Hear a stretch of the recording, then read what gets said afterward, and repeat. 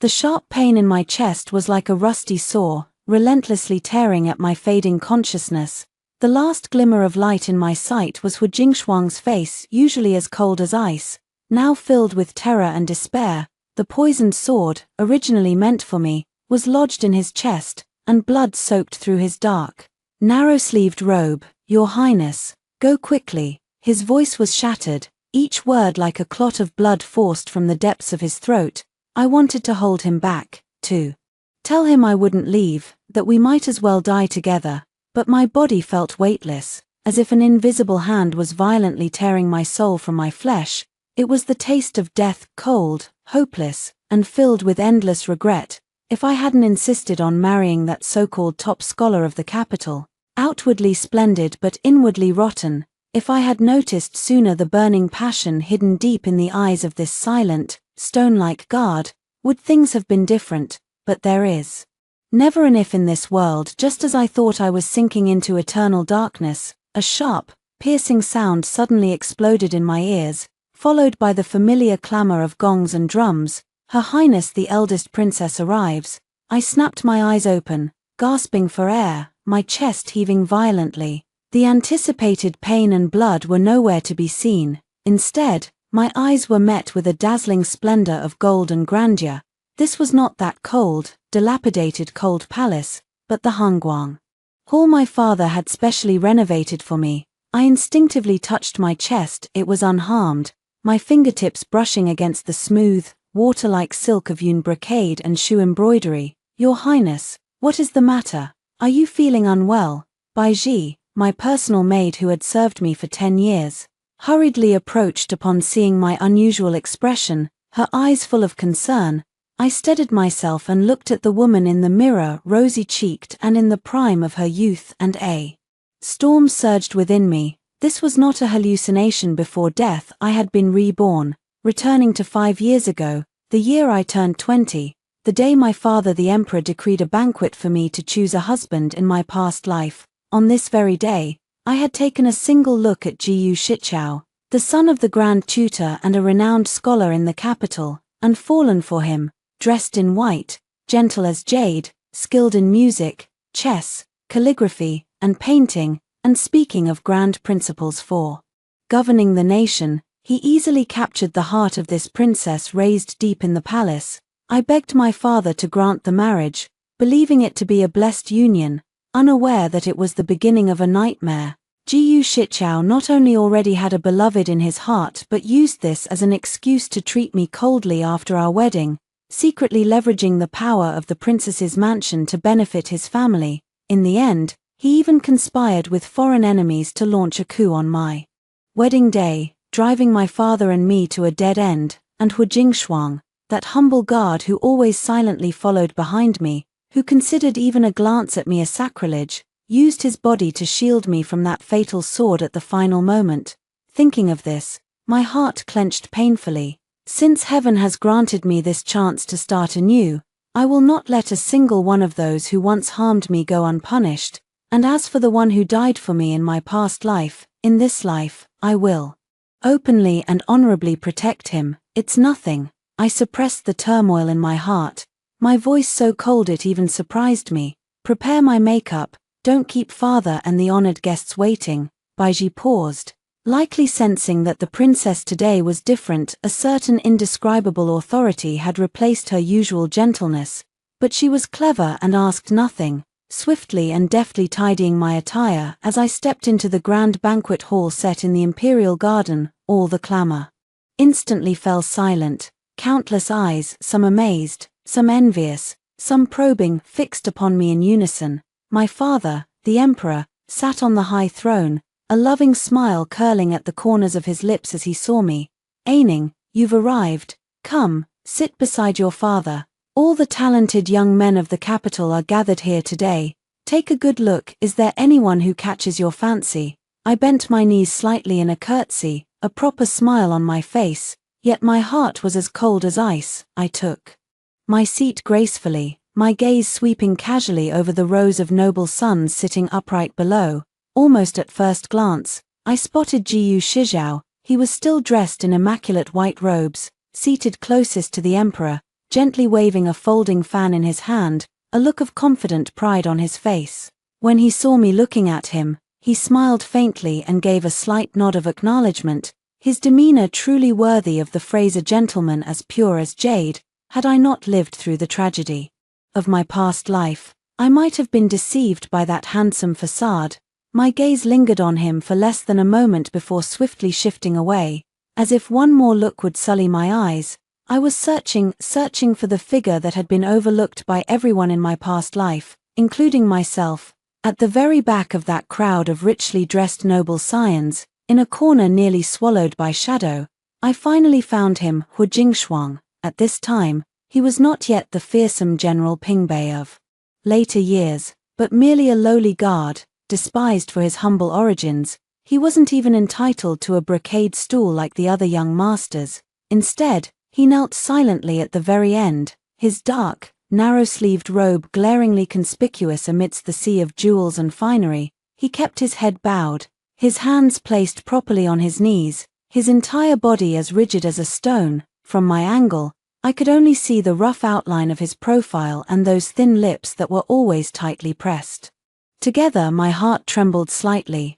and an indescribable bitterness surged within me. In my past life, how could I have been so blind, letting go of such a sincere, unpolished gem, only to choose Jiyu Shijiao, that gilded piece of rotten wood? Just then, my father's voice rang out again, Aining, Jiyu Taifu's son. Shichao is exceptionally talented and possesses both character and appearance. What do you think of him? As his words fell, the entire hall fell into an eerie silence. Everyone was waiting for my answer, and Jiyu Shichao even straightened his back slightly, his eyes full of certainty. I took a deep breath and was about to speak when a voice suddenly echoed in my ears, a voice so abrupt yet so distinct that it seemed to explode directly in my mind. He's looking at Jiyu Shichao. Yes, someone like Jiyu Shichao is the worthy match in his eyes, while I am merely a lowly guard, not even daring to steal another glance at him. If only Jiyu Shichao can treat him well, even giving my life would be worth it. I froze, struck as if by lightning. Though the voice was somewhat younger, I could never mistake it. It was the voice of Hu Jingshuang, yet his lips were clearly sealed, and no one around had spoken. Having lived 2 lifetimes, I had never heard of anything so absurd. But when my gaze returned to the figure in the corner, the voice sounded again. Father also favors Jiyu Shichao. This marriage is settled. Aining, in this life, I can only protect you from the shadows. I only beg that you do not end up like in the previous life. The voice suddenly cut off, my heart pounded like a drum, and an absurd yet undeniably true thought surfaced in my mind. I had been reborn, and not only that, but I had also gained the ability to hear Hu Jingshuang's inner thoughts. This discovery left me both shocked and filled with an indescribable joy. In the previous life, all his deep affection had been buried in his heart, never revealed to me until his death. In this life, however, I could read all his humility and sincerity through his thoughts. I looked at the young man who still kept his head lowered, as if he had already resigned himself to his fate, and a barely perceptible curve tugged at the corner of my lips. Since heaven had granted such a miracle, how could I let it go to waste? My father the emperor was still waiting for my answer, his brows already slightly furrowed, clearly displeased by my hesitation. Jiyu Shijiao's smile had also frozen on his face, a flicker of panic flashing in his eyes. I rose gracefully from my seat, not directly answering my father's question, but instead raising my hand, sweeping past the rows of richly dressed nobles and their children, and pointing straight at the most inconspicuous figure in the corner. Father, I spoke, my voice clear and resonant, echoing through the silent hall. Although young Master Jiyu is exceptionally talented, I believe he is better suited to compiling books at the Hanlin Academy than to being my consort.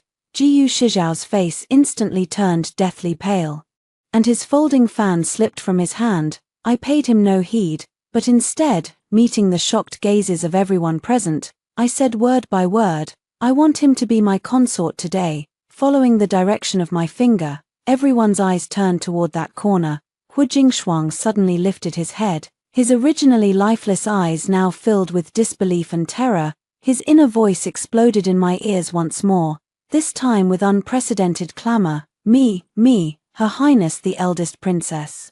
She's pointing at me. Impossible. How can this be? I'm dreaming. I must be dreaming. I'm just a lowly guard. How could I be worthy of being her consort? She must have made a mistake, or is just using me as a shield to humiliate Jiyu Shijiao. No matter what, as long as I can be close to her.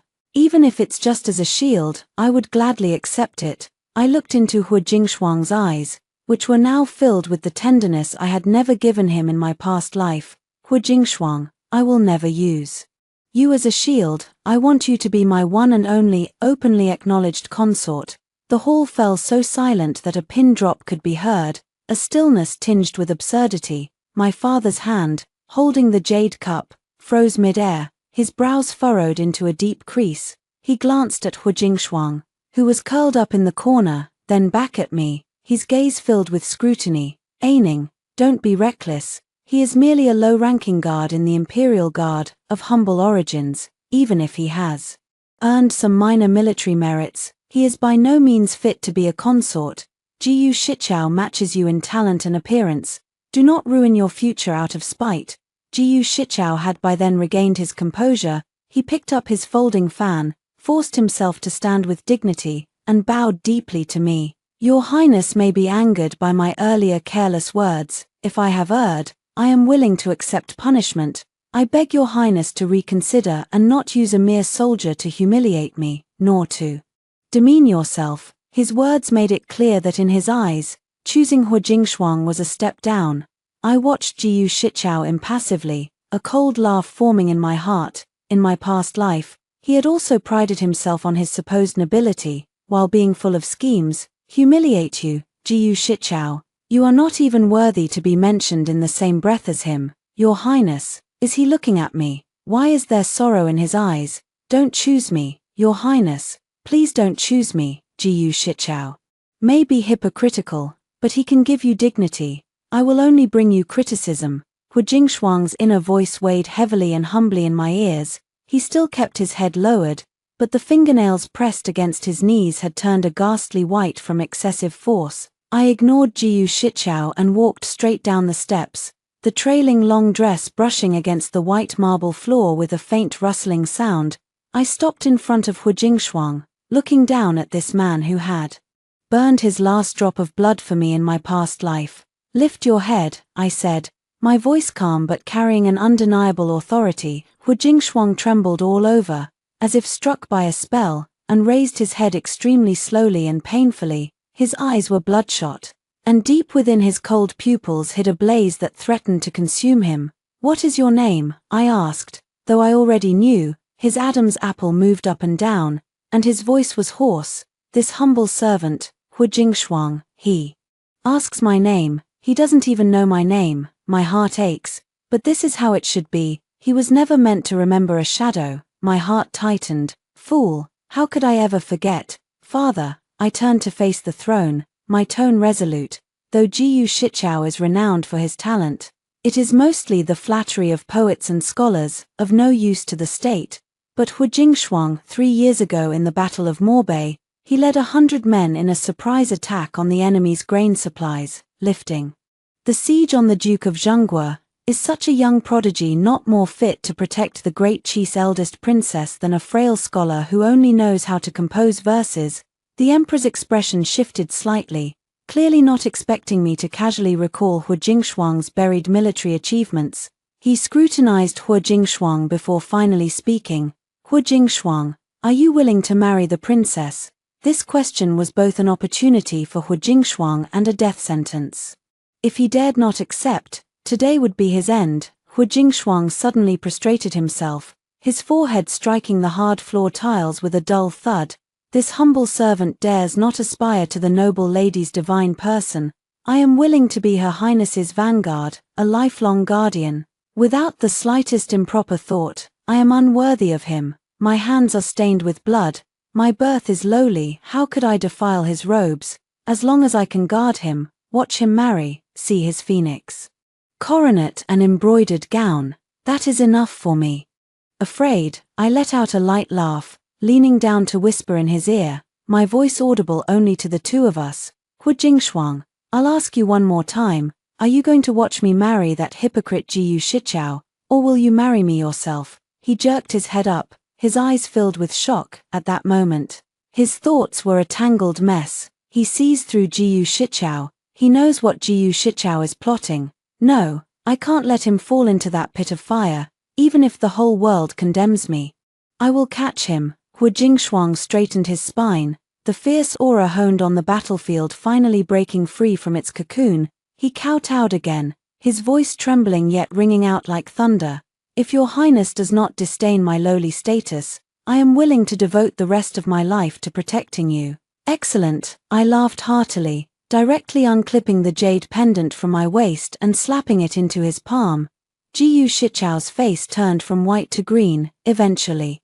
Twisting in distortion, he had thought himself the protagonist of this consort selection banquet, only to become a laughingstock. Your Highness, choosing a mere soldier as your consort if word gets out, it may tarnish the royal family's dignity. I object. I whipped my head around, my gaze cutting across his face like a blade. Young Master Jiyu, do you question my judgment, or His Majesty's decree?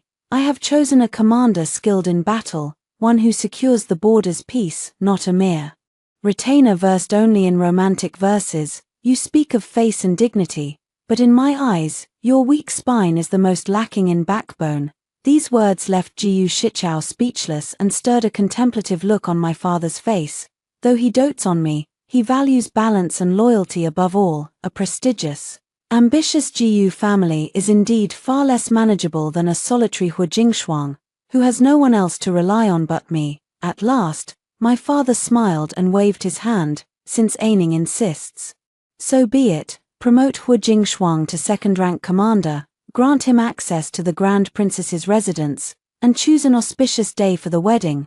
The entire hall erupted in murmurs. Only I watched as Hu Jingshuang clutched that jade pendant tightly, as if grasping her entire life. This is not a dream. He chose me, Aining. If you chose me out of convenience, I am still willing. If you are sincere, then this life of mine will sooner or later be yours. Listening to this poignant yet resolute confession, I silently vowed, Hu Jingshuang, in this life, your fate is your own and you are mine. I swayed slightly, emboldened by the wine, as I walked over to him, deliberately letting my sleeve brush against the back of his hand. His hand is so warm, I want to hold it, but I don't dare. I tugged at the corner of his robe and whispered, aren't you going to help me back to the palace? He scrambled to his feet, clumsily supporting my arm. Under the complex gazes of the crowd, I swaggered out of the golden hall with this humble victor. The night air was cool as we walked along the long corridor, his breathing alarmingly rapid. I stopped and turned my head to look at him. Hu Jingshuang, what were you thinking just now? He lowered his head, his voice as faint as a mosquito's hum. I was thinking that tonight's moonlight is beautiful, but what I heard was, I was thinking that if I could die right now, it would be wonderful. Then my memory would forever stay at this moment when you chose me. I want to hold you so badly, Aining. My heart softened slightly, and I was about to speak when a dark shadow suddenly flashed in the shade of the rockery ahead. It was one of the Crown Prince's men. It seemed someone could no longer sit still. I feigned weakness, letting my body tilt slightly, and leaned heavily against Hu Jingshuang's solid shoulder. Hold steady, I murmured, while my peripheral vision locked onto the shadow behind the rockery. I'm terribly dizzy. Hu Jingshuang's whole body stiffened like a piece of raw iron, his hands hovering in midair, wanting to support me but not daring to, exuding an air of flustered innocence. Yet his inner thoughts surged like a floodgate opened wide, pounding against my eardrums. His leaning in, so fragrant, that scent of cold plum blossoms. Someone's in the shadows, 3 of them, heavy breathing, not top-tier palace guards. It's killing intent. Who dares to touch him? Whoever dares to touch him at this moment, I'll tear them apart. I felt his aura suddenly turn sharp and fierce, and my heart steadied slightly. In my past life, I only knew he was highly skilled in martial arts, but I never realized he was this perceptive. The shadow behind the rockery moved, and a cold gleam cut through the night, aimed straight at my throat. Protect the prince. Hu Jingshuang let out a low shout, his right hand swiftly wrapping around my waist, pulling me into his embrace. while his left hand drew the short blade at his side. With a crisp clang, sparks flew as he deflected the incoming dart. 3 black-clad assassins leaped out from the shadows, their movements ruthless, clearly intent on a quick resolution. Hu Jingshuang, keep them alive. I lay in his arms, my voice cold as ice. Keep them alive. No, they nearly hurt you, but since Aining wants them alive, I'll have to break their limbs instead. Hu Jingshuang did not reply, he simply shielded me behind him, his form moving like a phantom. I only heard a few sickening cracks of bones, followed by the heavy thuds of bodies hitting the ground. In less than 10 breaths, the 3 assassins lay limp on the floor, their limbs dislocated at precise angles, unable even to take their own lives. Your Highness must have been startled. Hu Jingshuang sheathed his sword and knelt on one knee, his voice reverting to that humble, subdued tone. I stepped forward and used the tip of my shoe to lift the chin of one of the assassins, catching sight of a tiny tattoo on the back of their neck in the moonlight, the mark of the private death squads raised by my elder brother, Li Chengqian. In my past life, to win over Grand Tutor Ji Yu, my brother had secretly cleared many obstacles for Ji Yu Shijiao. Now that I had publicly rejected the marriage, causing him to lose the Grand Tutor as an ally, he could no longer sit still. Send them to the punishment office, tell them that I was attacked in the Imperial Garden and request that His Majesty personally oversee the trial. I let out a cold laugh. Your Highness, Hu Jingshuang suddenly spoke, his voice carrying a barely perceptible tremor. How did you know that Ji Yu Shijiao was of ill intent? I turned to meet his probing gaze. He was sharp. My actions today were a far cry from my former infatuation with Ji Yu Shijiao, and he was clearly suspicious. People always wake up eventually, I said calmly. I dreamed that I died once, and when I woke, I realized that what I thought was a golden match was nothing but sugar-coated poison. Naturally, my tastes changed. He stood frozen, clearly not grasping the deeper meaning of my words. Died once. Could he have experienced those nightmares too? No, impossible. As long as he is awake now, as long as the one he chooses is me, even if it was a dream, I am willing to wake from it. My heart jolted. What did he mean by that word also? Could it be that he too? No, now was not the time to dwell on this. The next morning, before the Imperial Punishment Office had sent out any news, Ji Yu Shijiao was already kneeling outside my bedchamber. In his hands, he held a so-called petition of explanation, insisting that his feelings for me were as clear as the sun and moon, and that the events of the previous day must have been a misunderstanding. I sat inside the hall, listening to Baiji relay his words from outside, leisurely peeling a lychee in my hands. Let him kneel. Where is Hu Jingshuang? Your Highness, Commander Hu went to the Imperial Guard camp early this morning to receive his reward. He is currently waiting in the side hall, saying he wants to return before you. I wiped my fingers clean and rose to head toward the side hall. Before I even entered, I heard a few disdainful sneers from inside. Oh, isn't this our soft general, a low-ranking guard, seducing the eldest princess with his face, and actually thinking he can rise from the ashes like a phoenix? The speaker was Zhong Heng, the deputy commander of the Imperial Guard and one of Ji Yu Shijiao's cronies. I stopped in my tracks and did not go in immediately. Deputy Commander Zhong, please watch your words. Hu Jingshuang's voice remained steady, yet carried a chilling stillness. His Highness's reputation is not for you to tarnish. Reputation? What reputation does he have left when he chose a lowborn like you? Zhong Heng sneered. Be wise and go to the Emperor yourself to call off the engagement, or else the waters in the capital run deep. Be careful you don't drown. Drown me? When I crawled out of a pile of corpses, you were still drinking in the capital. I can endure, but you will not insult him. I heard the sound of Hu Jingshuang's fists clenching. Minister Zhong, quite the authority you wield. I stepped inside, my expression icy. Since when does a fourth-rank official like you have the right to meddle in my marriage? At the sight of me, everyone in the room knelt in unison, Zhong Heng's face turning pale as cold sweat instantly broke out. Hu Jingshuang, come here. I beckoned him over, and he approached with some hesitation. Since Commander Zhong thinks my judgment is poor, then surely your martial skills far surpass Commander Hu's.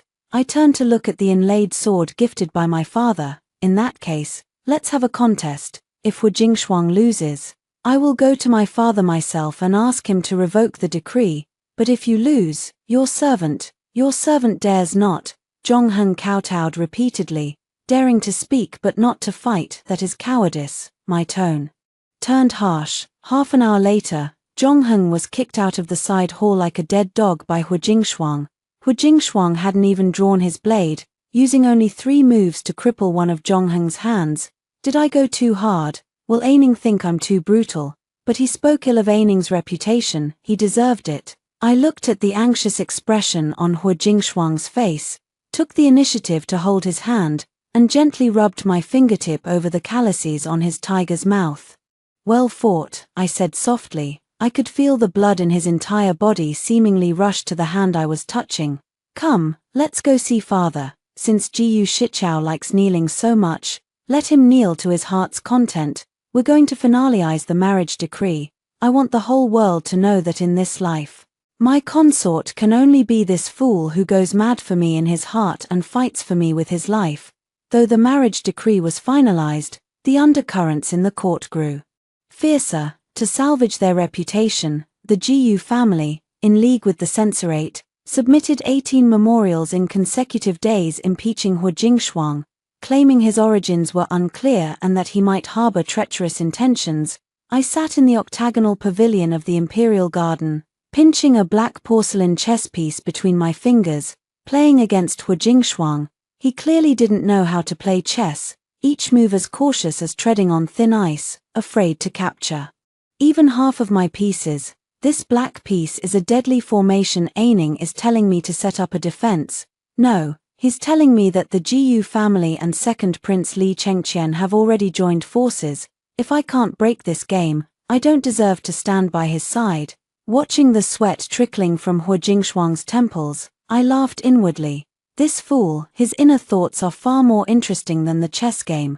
Commander Hu, the censorate claims that the document proving you were once a refugee from the northern desert is forged, I said casually, placing a piece. If it's verified, that's a crime of deceiving the emperor, punishable by the extermination of 9 clans.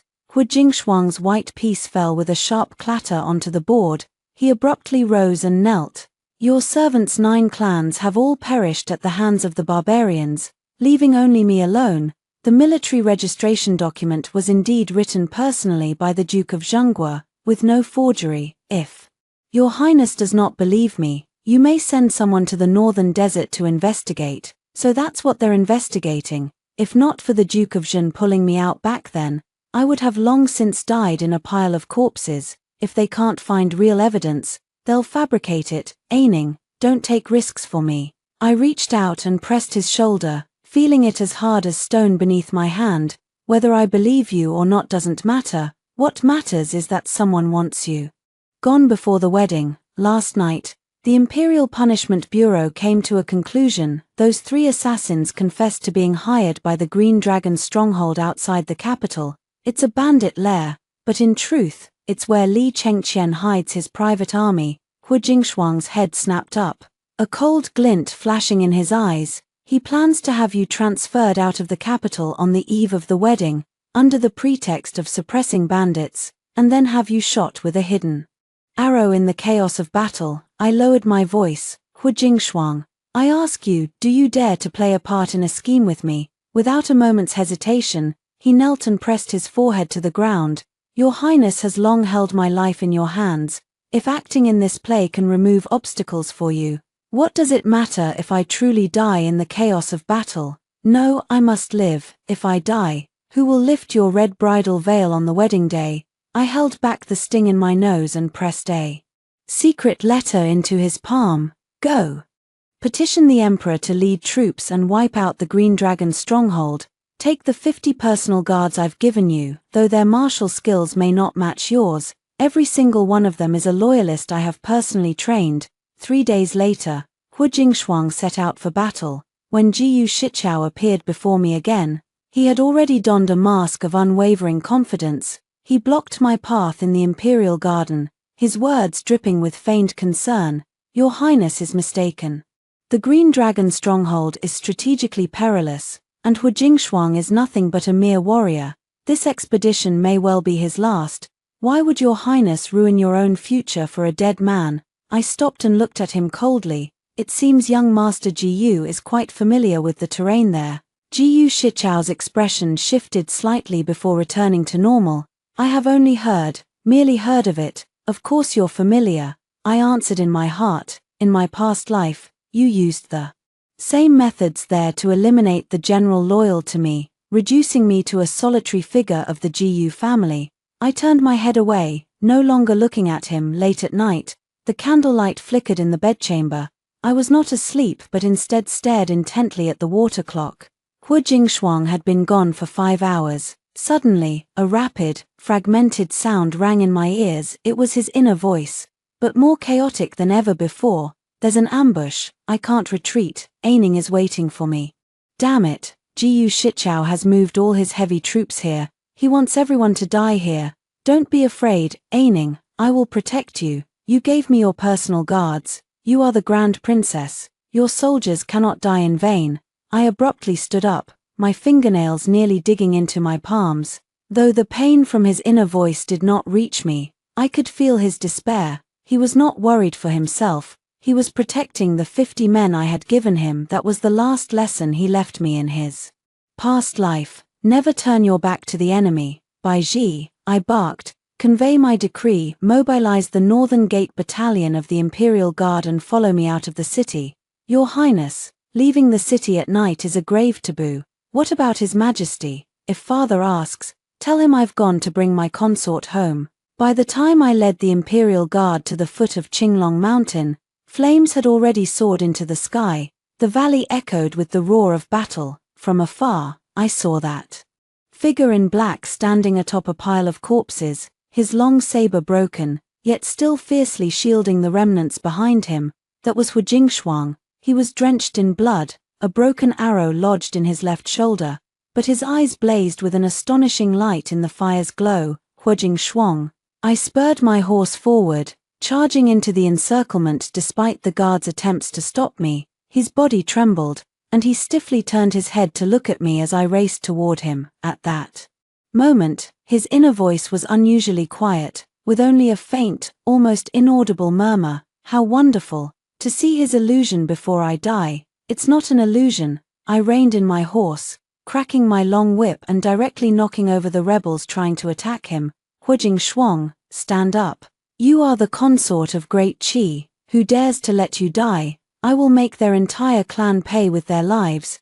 The Imperial Guards flooded in from all directions, instantly turning the tide. I dismounted and stumbled to his side. He looked at me, the bloodshot hue fading from his eyes as he gradually returned to the clumsy youth he once was. Your Highness, I'm dirty. He tried to push me away, afraid that the bloodstains on him would soil my phoenix robe. I pulled him into a tight embrace, my strength astonishing, and finally let my tears break free. If you die, what use is this empire to me? He's holding me so tightly. So it wasn't a dream, it's real. Aining, I survived. I can marry him. I pressed against his ear, my voice choked with tears and venom. These wounds, I will make Li Chengqian and the Jiyu family pay back 1,000-fold. The great fire at Qinglong stronghold burned away the private army Li Chengqian had painstakingly built over 3 years, and severed the Jiyu family's last retreat. Hu Jingshuang was carried back to the capital. Lying in my phoenix palanquin, I personally wiped the bloodstains from his body. His eyes were tightly shut, his brows knotted into a deathly crease, the murderous aura from the sea of corpses and blood not yet dissipated. But the moment I touched him, his breathing instantly faltered. He is a jewel of the royal house. While I am but mud and withered bones, he left the city for me late at night. The emperor will surely punish him. Ji Shichao, that viper, will seize the chance to stir trouble. Even if I have to risk my life, I will drag Li Chengqian down with me, and never let Aining suffer the slightest grievance. Hearing these words of concern, my heart ached and swelled. This fool, having just escaped death himself, was thinking only of my situation. On the night we returned to the palace, the emperor flew into a rage in the imperial study.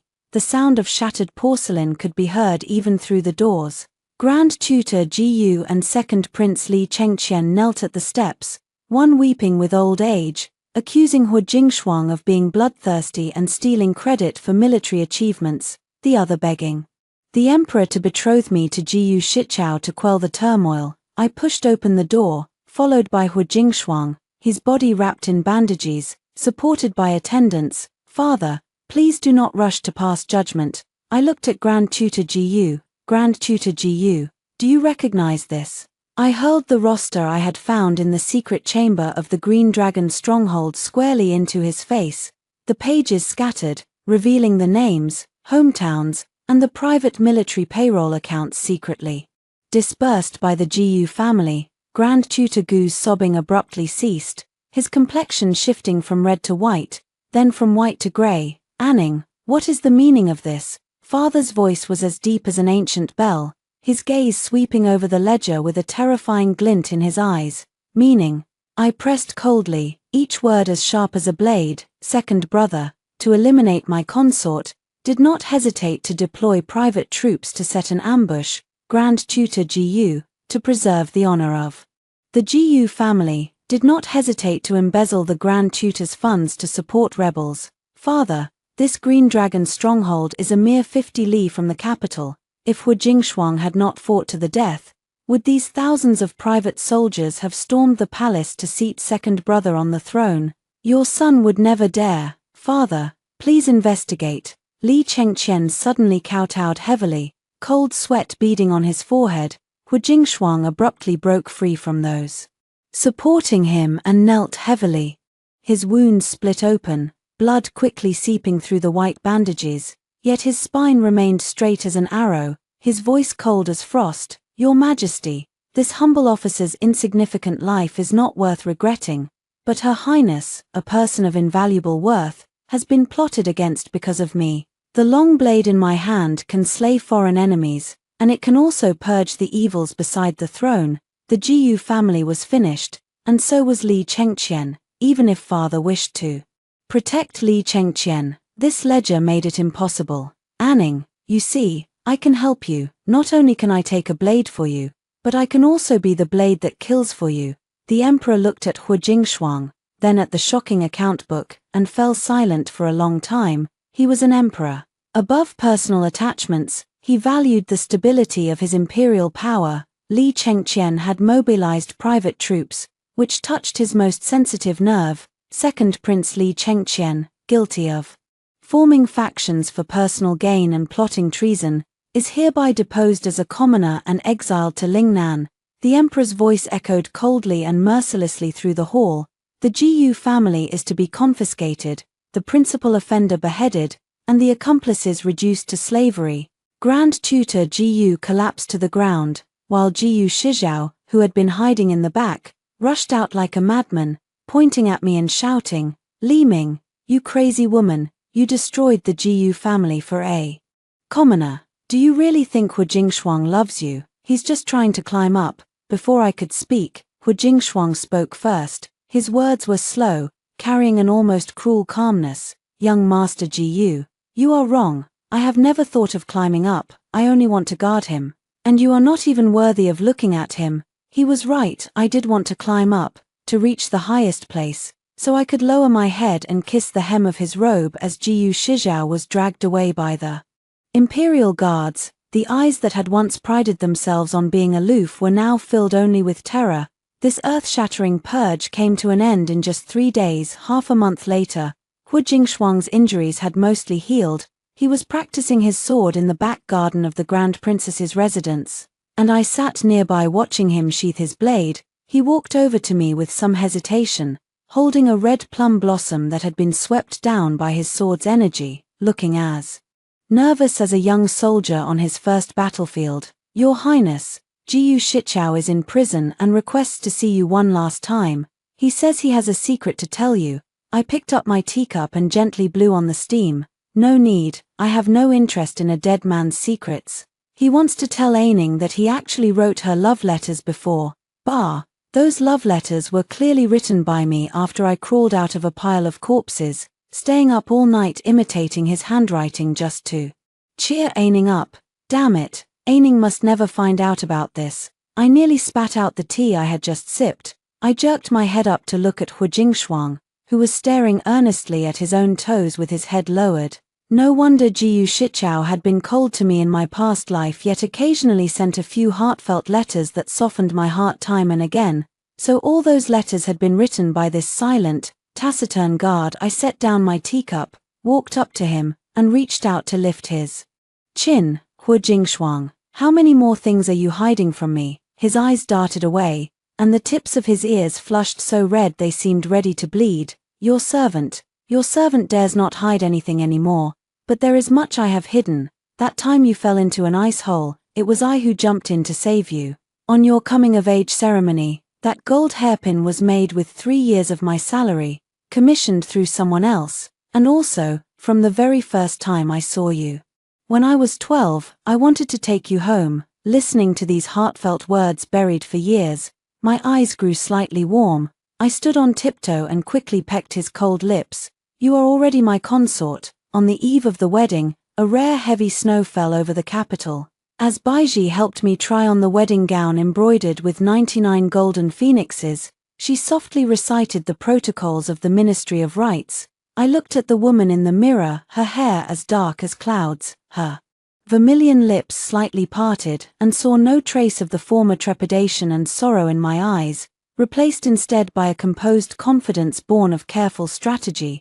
The Jiyu family had been executed, and Li Chengqian had died suddenly on the road to exile. All the threats to imperial power had been uprooted by my hand. Now, the court listened to the voice of the Grand Princess. Your Highness, Commander Hua is kneeling outside the hall, Baiji said, covering her mouth with a giggle. He says the rules forbid seeing the bride the day before the wedding, but he insists on giving you something. No matter how much we try to persuade him, he won't leave. I lifted my skirt and walked toward the corridor. The cold wind, carrying swirling snowflakes, rushed toward me, but it could not dispel the familiar, crisp scent of grass and wood. Hu Jingshuang knelt in the snow, a thin layer of white covering his dark ceremonial robe, as still as a silent statue. Bring him in, I said, standing on the steps and looking down at him. He entered the hall, bringing with him a biting chill, but stopped just as he drew near me, afraid the cold might disturb me. From his bosom, he took out a sandalwood box and presented it with both hands. Aining, I made this myself. I originally planned to give it to you as a wedding gift on your wedding day, then thought I'd wait until your birthday. Now, I can finally put it on you with my own hands. Every merit and every coin I've saved over the years has actually turned into what's inside this box. I took it and opened it. Inside was a dazzling phoenix hairpin holding a pearl in its beak. The pearl was a top-grade Eastern pearl, and the phoenix's wings were carved so vividly that even every single line revealed the carver's devotion and clumsiness. The craftsmanship of this hairpin doesn't seem like it came from a palace artisan. I deliberately traced my fingers over its slightly rough edges. Your servant learned from the best blacksmith in the northern desert. The workmanship is rough. If your highness finds it unsatisfactory. He quickly lowered his hands, his voice tense. It's fine if you do. I'll go buy the best one. But this pearl, I spent 3 days and 3 nights searching in the desert snow and snatched it from a wolf's jaws. Aining, it can ward off evil and keep you safe. My heart ached deeply. In my past life, I only saw him as a shadow sent by my father, never imagining how much he had suffered for me. In places I couldn't see, I personally inserted the hairpin into my hair. The pearl's shadow swaying, reflected right in his burning eyes. Hu Jingshuang, starting tomorrow, don't call yourself your servant anymore. I leaned closer, my voice soft and low. Call me by my name. His entire body stiffened, his Adam's apple bobbing violently. Ninga, no, Aining. I've wanted to call you that for so long, ever since the first time I picked up your handkerchief in the Imperial Garden. Tomorrow, you'll be my wife. I swear, I will never let you lose. The next day, music and ceremony filled the air. Sitting in the swaying red bridal sedan, I listened to the cheers of the common folk outside. After the fall of the Jiyu family, my father, the emperor, had compensated me by making this wedding unprecedentedly grand. Hu Jingshuang rode a tall horse at the very front. his vermilion official robes making him appear even more gallant and extraordinary. He's right behind me, less than 10 steps away. I must walk steadily along this path. From now on, I am his shield and his sword. If anyone dares to scheme against him again, I will stain this capital with blood once more. In that moment, what I heard was not only love, but also the ironclad fortress he had built for me in this life. On the night of the wedding, Hu Jingshuang stumbled slightly as he pushed open the door, clearly having been plied with much wine by the generals outside. With trembling hands, he took the golden weighing scale from the matchmaker's hands and gently lifted my red veil. The moment our eyes met, he held his breath. So beautiful, I must have died in the snowfields of the northern desert. And this is all a vision before my soul disperses. If this is an illusion, let this moment freeze forever, and never let me wake. I couldn't help but let out a soft laugh, reaching out to grab his lapels and pull him toward me. General Hua, this is no illusion. I looked at him, my eyes clear and bright. You are the Prince Consort of Great Qi, and I am your wife. In this life, we shall share the mountains and rivers, and bear life and death together.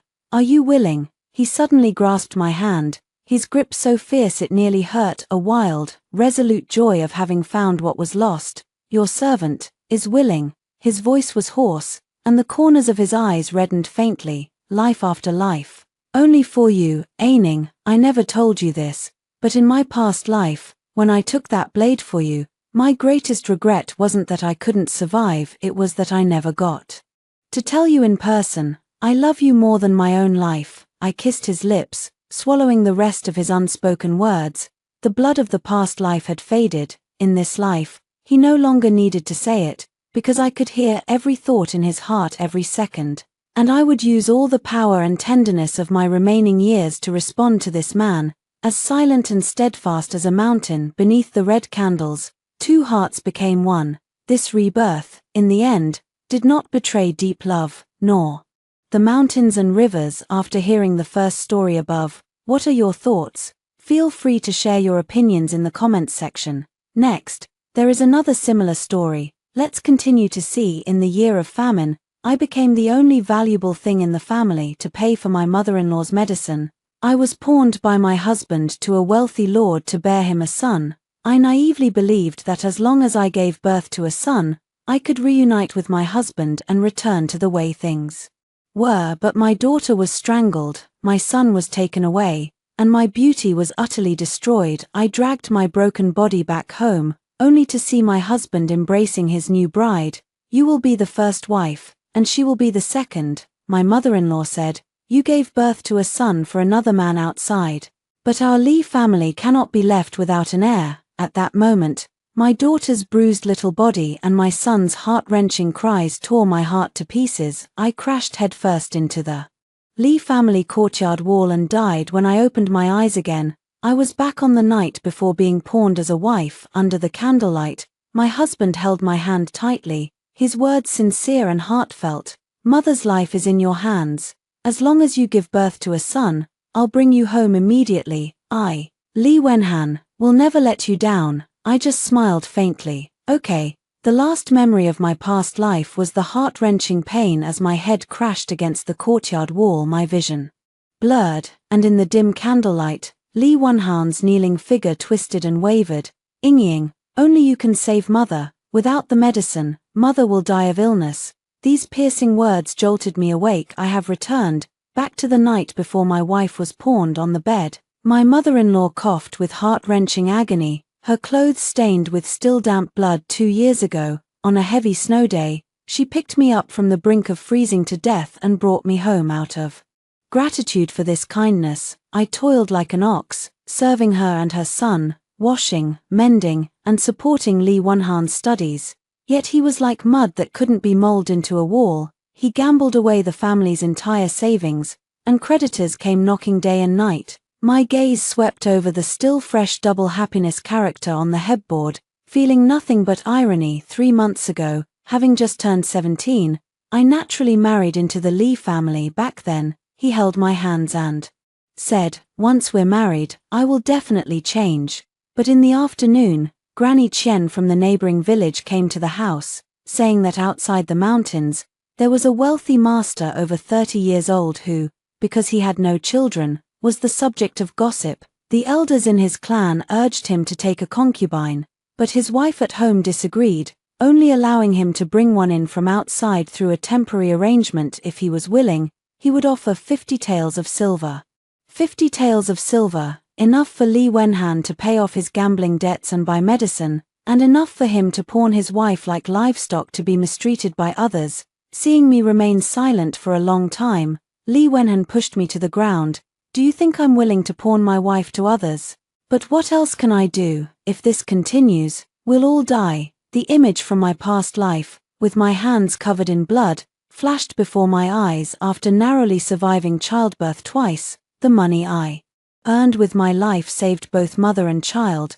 But when I endured endless torment and sent a blood-stained letter for help, who was there to save me? The mother and son made excuses and cried poor, then immediately turned around to arrange for a new bride to enter the house. I looked up, staring at him intently. Are you really going to pawn me off? Li Wenhan thought I had changed my mind and immediately raised 3 fingers to swear to the heavens.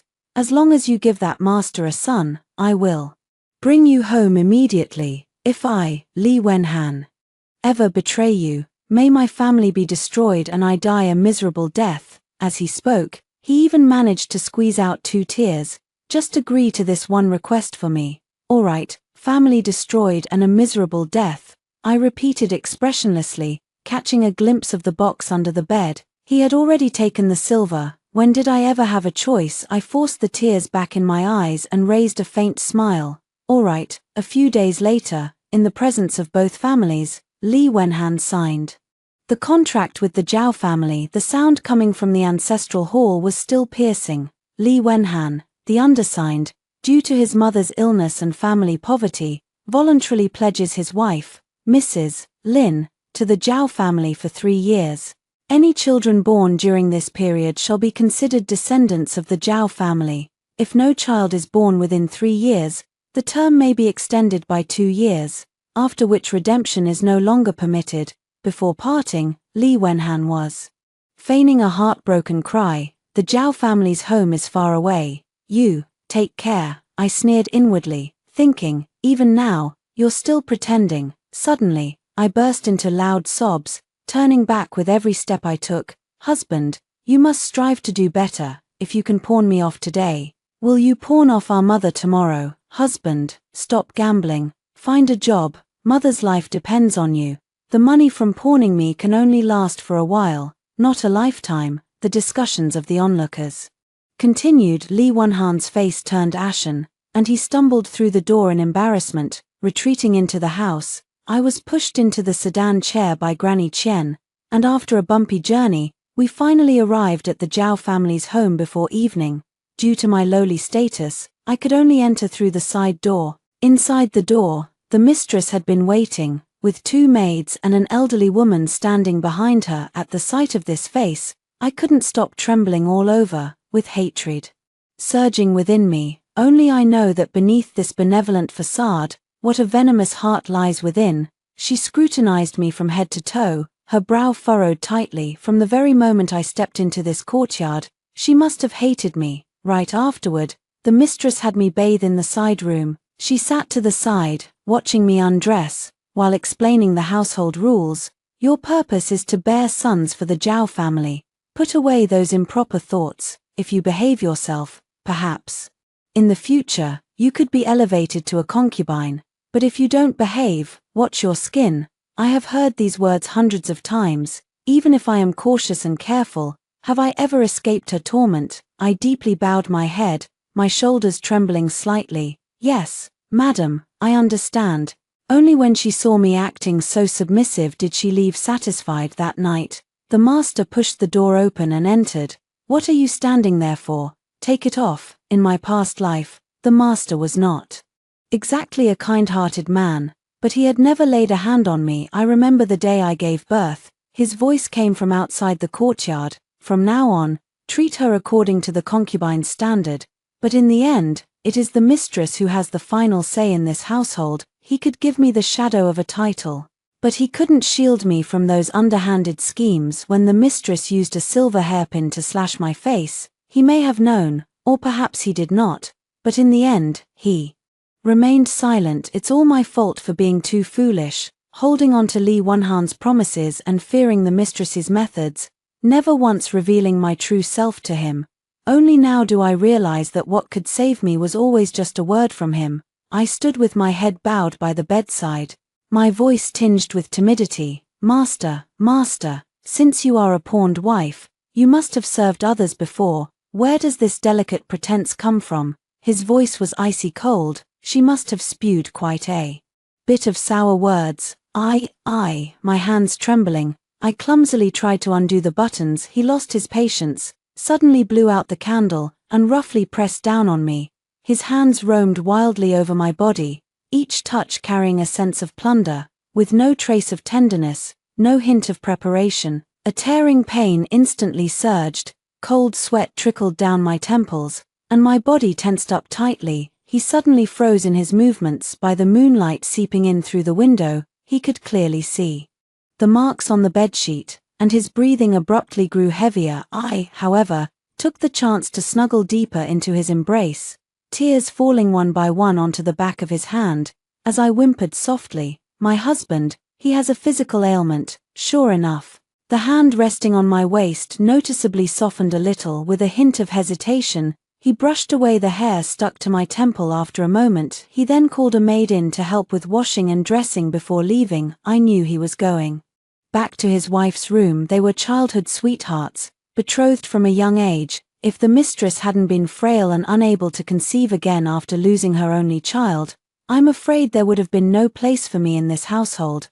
"Miss, let me help you wash up," a familiar voice timidly spoke up, carrying in hot water. Seeing me staring blankly at the door, she softly comforted, "Don't be sad, miss. On the first night, the master must consider the mistress's dignity." Xiao Kui, I grabbed her wrist tightly. In my past life, she was the only one willing to help me. Just for delivering a letter for me, she was beaten to death by the mistress. Clang! The water bucket was startled and overturned on the ground.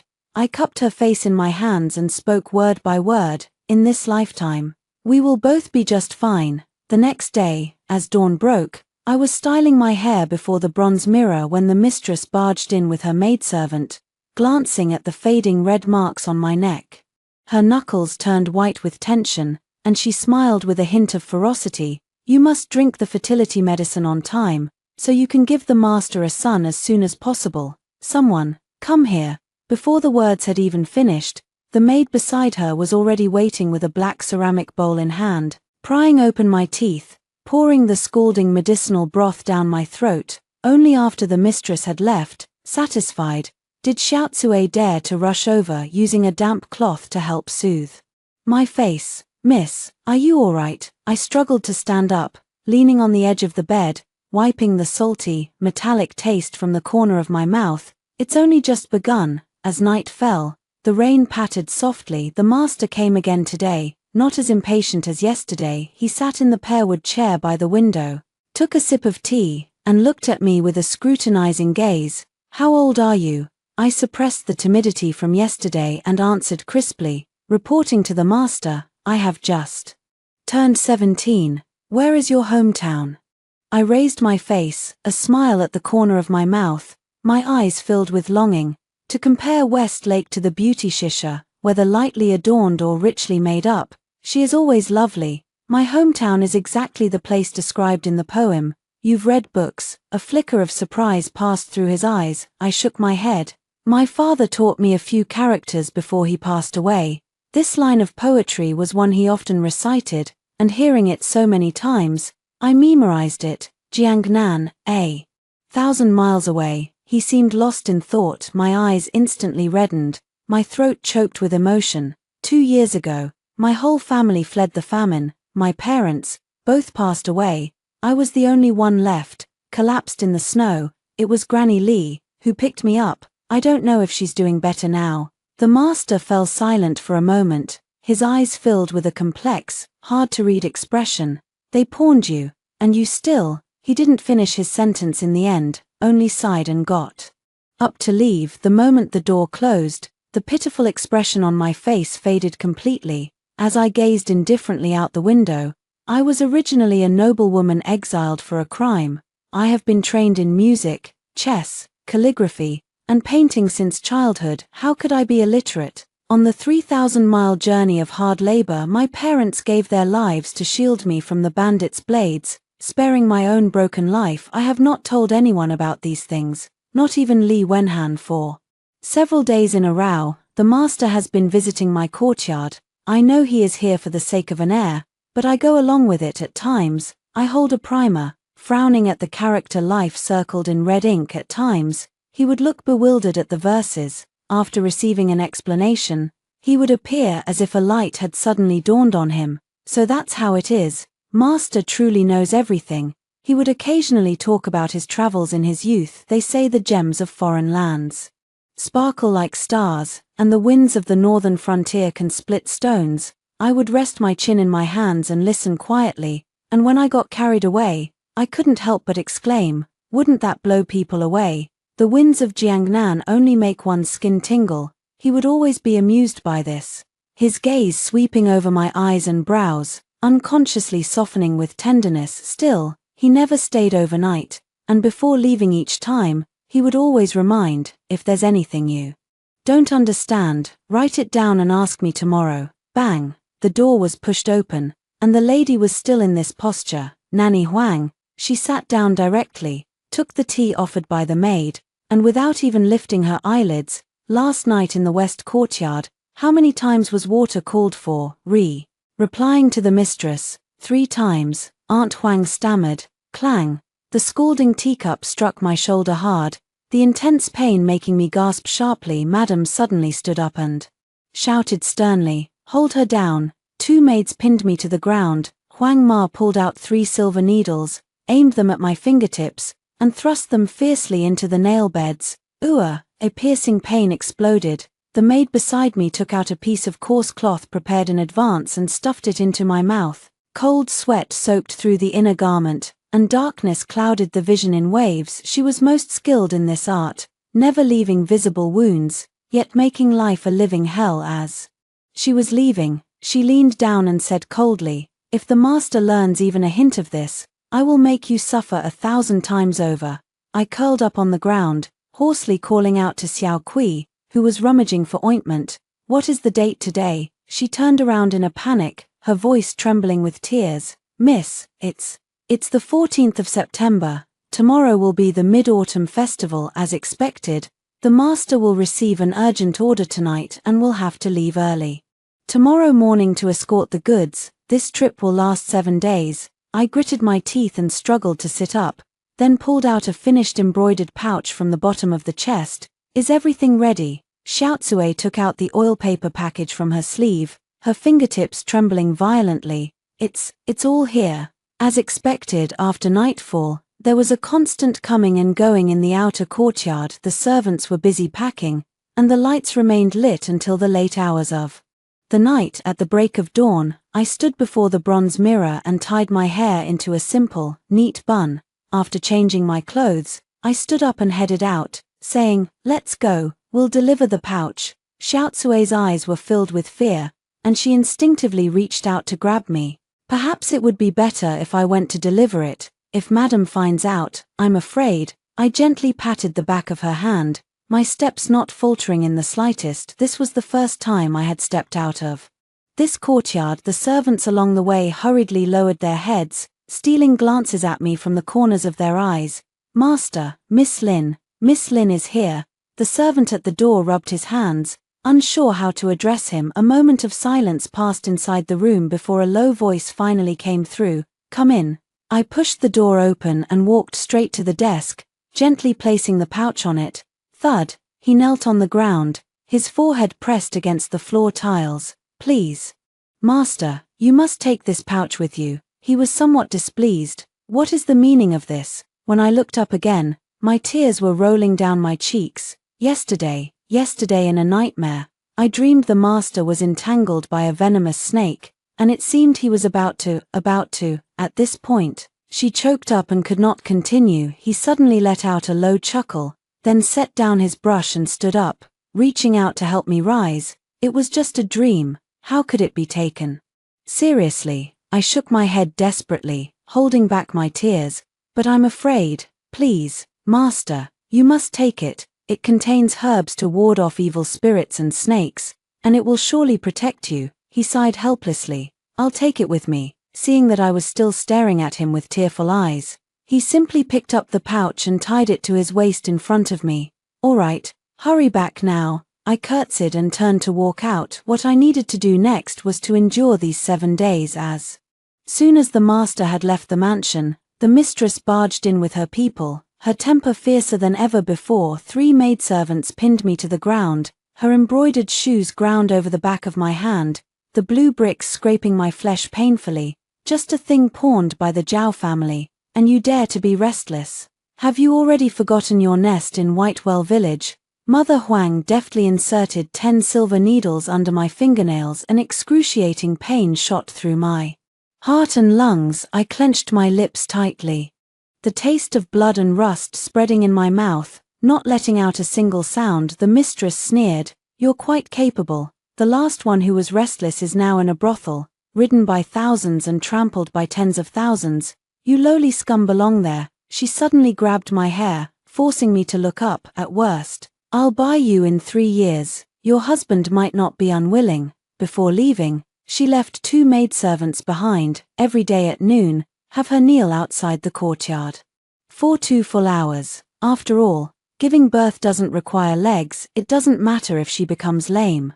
Lowly, restless, I suddenly began to laugh softly, the laughter growing louder and louder. In my previous life, I stayed cooped up in this courtyard, never once stepping out of line. And didn't I still end up the same way after all? She wouldn't dare kill me right now. Let's just wait and see. After several consecutive days of kneeling as punishment, my knees had swollen to the size of steamed buns. The blood in my fingernail beds had congealed into a purplish-black color. Silently counting the days, I forced myself to endure. At noon on the 7th day, just as I was being shoved to my knees by the maids, I saw Xiaotsue rushing back in a panic, her eyes darting around. The mistress followed closely behind, storming into the courtyard gate, clutching half a page of my handwriting in her hand, her voice sharp and shrill. "I never thought you could read. How dare you write back to the Li family and gossip?" I looked up at her directly, with a hint of defiance.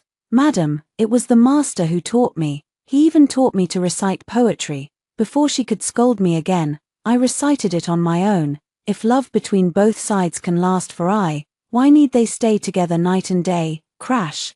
The teapot and teacups were swept to the floor. The mistress trembled with rage, pointing at me. "You wretch!" She turned and snatched the bamboo clappers from Mother Huang's hands, her eyes bloodshot. "I'll make sure you never use those hands again today." "Stop!" A familiar voice suddenly rang out. I relaxed all over, and the pain and exhaustion that had built up over 7 days instantly surged up. He fell straight down. When he opened his eyes again, the room had returned to its original state, and the candlelight was a bit dazzling. Xiao Kui was wiping away tears beside him. Seeing him get up, she quickly supported him. "Young lady, you've been unconscious for a day and a night. You must be hungry. I'll go get some food right away." I only realized when I lifted my hand that it was wrapped in clean gauze, and my knees were also covered with soft cloth. Before long, the table was filled with exquisite side dishes, along with a few plates of pastries I had never seen before. She arranged the dishes while muttering,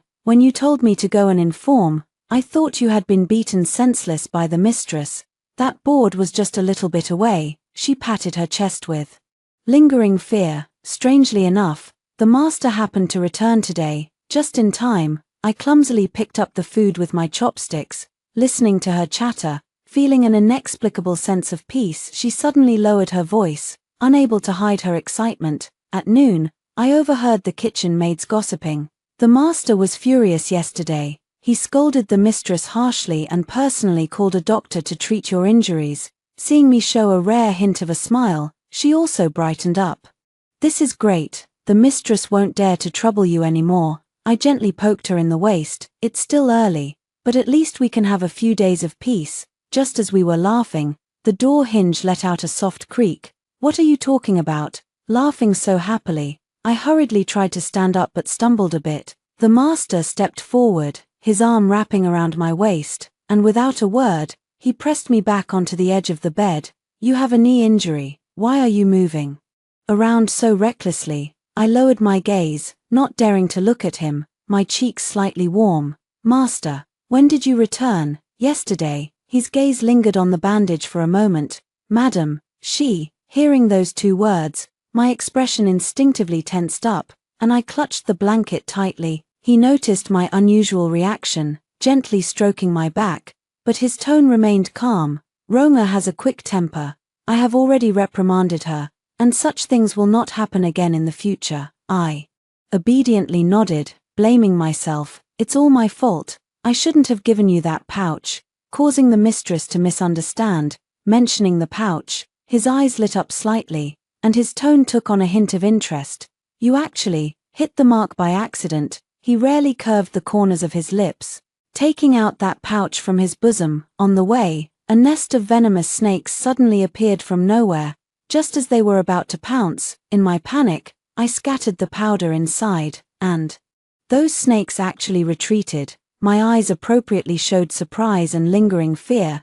It actually came true. Thank goodness you're safe, sir. He responded softly, tucking the pouch back into his embrace. All right, it's getting late, you should rest well. With that, he made to stand up. Master, I almost instinctively whispered softly, lightly hooking the corner of his sleeve hanging by his side. My cheeks flushed red. Today, he paused, his knuckles lightly brushing against my forehead. There's no rush for a day or two. When he withdrew his hand, his voice was somewhat hoarse. First, get well. The next 2 months finally brought some peace and quiet. Although my wife still treated me with cold indifference, she no longer resorted to physical violence. Although my husband still never stayed the night, he would come every few days to have dinner with me and chat about everyday matters, unlike in my previous life, where he was completely indifferent. Just see me as a tool for warming the bed and bearing children. That morning, I joyfully walked into the courtyard, spreading my palms to catch the snowflakes. Xiao Kui hurried out to drape a cloak over me. You really are like a child, miss. It snows every year, be careful not to catch a chill. I smiled faintly, my hand gently resting on my lower abdomen. That evening, when the master came for dinner, his gaze lingered on my face for a moment before he suddenly teased, you seem to have grown a bit fuller. I quickly cupped my face and pouted. It's the hairstyle, it makes my face look round. I won't wear it like this again. His eyes held a deeper smile as his gaze drifted downward. Not just on your face. My face flushed with embarrassment as I gently pushed him away. Try the fish while it's hot, it's incredibly fresh. Once the lake freezes over in a few days, it'll be hard to get a taste like this. He stopped smiling, his gaze shifting to the shadow of falling snow on the window. A trace of worry clouded his eyes. This year's snow seems particularly fierce. A chill ran through my heart, recalling my past life. This year was indeed a rare year of snow disaster. The heavy snow continued for 7 days, blocking the roads, and the household's food supplies were exhausted. It was only thanks to the timely assistance from the maternal family of the mistress that we managed to get through the crisis. Because of this, the master relied on her even more. Master, I put down my chopsticks, stood up, and bowed in greeting. Traveling in winter is difficult.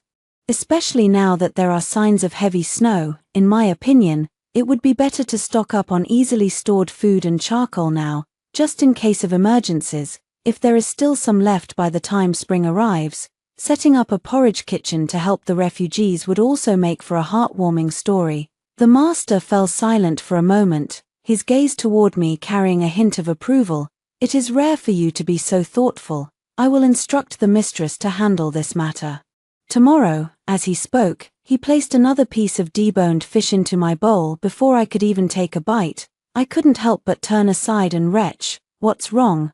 The master put down his chopsticks and signaled Xiao Kui to pour tea. Feeling greasy, drink some tea to settle it down. I was both anxious and embarrassed in that moment, perhaps because there had been no good news in the household for a long time. He didn't even think of that possibility. I looked up and called out to him.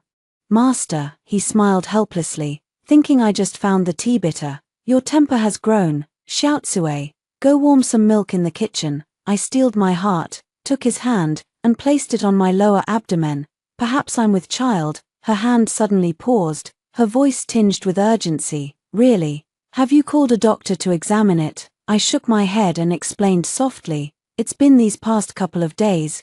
Just smelling certain scents makes me feel nauseous. Back in the village, pregnant. Women always seem to be like this. He stood up, his tone carrying a hint of reproach. Why didn't you call for a doctor, Xiaotsue? I quickly grabbed his arm. Master, it's already late. Let's send for one tomorrow. Could you stay with me tonight? This is the first time since I entered the mansion that I have spoken up to ask him to stay. He stood where he was, looking down at me, and finally turned to walk toward the door. I felt a bit disappointed. Was I still unable to keep him? Chang, go. And tell the mistress that I won't be going over tonight. I suddenly raised my head, my eyes growing warm. Done. Early the next morning, the lady brought the doctor along. Her eyes were dark and weary, yet her face still wore a smile. I heard my sister was feeling unwell, so I specially invited a doctor to take a look. The doctor took her pulse for a moment, then stood up and bowed to the master. Congratulations, master, congratulations. Madam, Miss Lin is with child, already over a month along. The madam immediately leaned over to the bedside, taking my hand, yet her knuckles subtly tightened with force. What joyous news indeed. Sister must take good care of herself. She then gave a light cough and cast a meaningful glance toward the physician. The doctor immediately understood.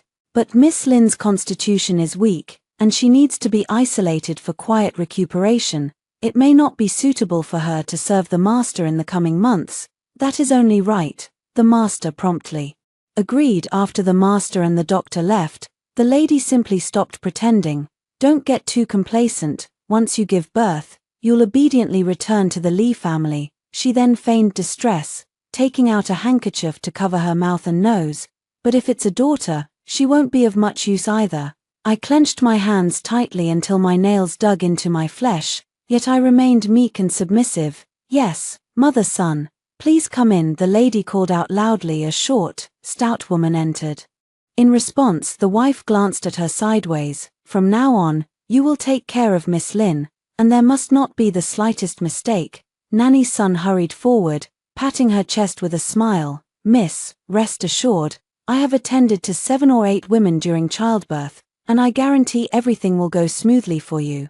I stared at her intently. In my previous life, I trusted this honest appearance of hers and allowed her to pour endless tonics into me. As a result, during childbirth, the baby was too large, leading to a difficult delivery, and after struggling to give birth to my daughter, I hadn't even had a chance to look at her before she turned and handed the baby to the mistress. Seeing it was a baby girl, and fearing I would steal her favor, she strangled the child to death right before my eyes. No matter how I pleaded, it was of no use in the end. She simply told everyone that I had given birth to a stillborn. I lowered my head to hide my hatred, forcing out a few words with difficulty. Thank you for your concern, mother. In the following days, the snow indeed fell as if pouring from the heavens. The grain shops on the streets had long since closed their doors, and even at high prices, it was difficult to find a peck of rice or a basin of charcoal. Occasionally, frozen refugees could be seen collapsed in corners, and temporary shelters for collecting the dead had been set up outside the city. Fortunately, I had heeded my advice earlier, and the household had stockpiled enough grain for 3 months. Although we had to tighten our belts, we managed to have a peaceful new year. The master's gaze towards me now held a hint of scrutiny, and occasionally, during discussions, he would ask for my opinion. Although my wife doesn't come often, she sends things frequently, and my food, clothing, and daily necessities have gradually become more refined. That day, mother's son brought bird's nest soup again. I held the bowl and sipped it slowly, catching a glimpse of her pants soaked through at the hem. If I weren't going to the main house, I would never have stepped into such deep snow, but getting rid of her was no easy task. Just as she turned to leave, I suddenly spoke up. I remember that my mother's grandson will be 4 years old after the new year, right? The smile on her face as she turned around was almost overflowing. You still remember, miss? That little rascal is quite mischievous now. in her previous life, just a few days after the snow stopped. Mother's son hurriedly asked for leave to return home later. She vaguely overheard the maids in the mansion gossiping in private, saying that her grandson hadn't survived that heavy snowfall.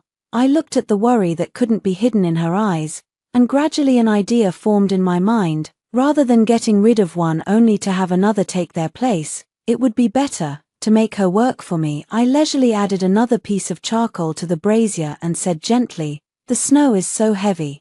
It must be even harder to endure outside the city. I'm still in the early stages of my pregnancy, so it's not a problem for me. If you're concerned about your family, why not go and ask the mistress for help?" Mother's son's smile froze completely at the corners of her mouth, her eyes flickering. This old servant has already pleaded, but I quickly furrowed my brow, my tone tinged with worry. This heavy snow came so suddenly. All the shops have long since closed. If anyone were to fall ill with a headache or fever, I'm afraid there wouldn't even be a place to get medicine. The more she spoke, the uglier mother son's expression became, her hands gripping the hem of her clothes tightly. Finally, with a determined heart, she knelt down with a thud. She pleaded, "Please, miss, help this servant. That child always gets a cough when winter comes, and in this freezing cold, my heart is hanging by a thread." I didn't agree right away, only showing a troubled expression. I was just bought back by the Zhao family. What can I possibly do? Mother son looked up at me, no longer hiding her intentions. "You're a smart girl. Everyone knows you came here because you had no other choice. But judging by the master's attitude toward you, it's clear you have your ways." I let out a soft snort. "You're clever, but this matter is difficult. Going against the mistress's wishes won't bring me any good either." Seeing that I did not directly refuse, mother's son guessed the implication behind my words. "If you are willing to help, I will always be on your side from now on. Having more support is always a good thing." Seeing the genuine urgency in her eyes, I finally relented. "Why are you still kneeling? Go back and get ready, then wait for the news." After mother's son left, I immediately instructed Xiaotsue, "Go to the backyard and cut a thin bamboo, then find some cotton paper and fine thread." Xiaotsue was puzzled. "What does the young lady need these for?" "To make something that will startle the master." I gaze out the window at the gradually subsiding wind and snow, a worried expression on my face. Ever since winter set in, the mistress's health has not been good. The master has been staying in the main house these past few days and hasn't come here for 5 or 6 days now. I must find some excuse to see him as night fell. Kongming lanterns rose one by one from my courtyard, occasionally making a thumping sound. "What is that?" "Kongming lanterns. Why is there sound?" "Country bumpkin, there's paper and drum inside," the servants whispered, peeking over the courtyard wall. In less than half the time it takes to drink a cup of tea. The master also came looking, with a hint of reproach in his tone. "What a foolish idea. The roads are slippery in the snow. What are you doing out here?" I knew he wasn't truly angry, so I pointed at the lanterns in the sky and laughed. "Master, what do you think? Is it beautiful?" He casually picked up one of my lanterns that I hadn't yet released and read the poem. Written on it, "May every year bring greater joy, with peace and happiness always by your side." The poem is lovely, but the calligraphy still needs more practice. I puffed out my cheeks and turned my head away. "It's because the master didn't teach well." He only said dotingly, all right. Hurry inside after you're done." I took out another blank one. "This is for the master. Please quickly write your blessings." He only wrote a few words with ease. "May the entire household be safe and prosperous." Seeing him in a relaxed mood, I seized the opportunity to say, "Master, the nanny who takes care of me, Granny's son, is very diligent, but her grandson at home has come down with a cough. These past few days, she has been restless day and night, and it truly looks pitiful. Now that my pregnancy is stable, why not grant her a few days off to go back and check on him?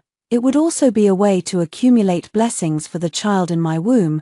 He didn't think much and nodded in agreement.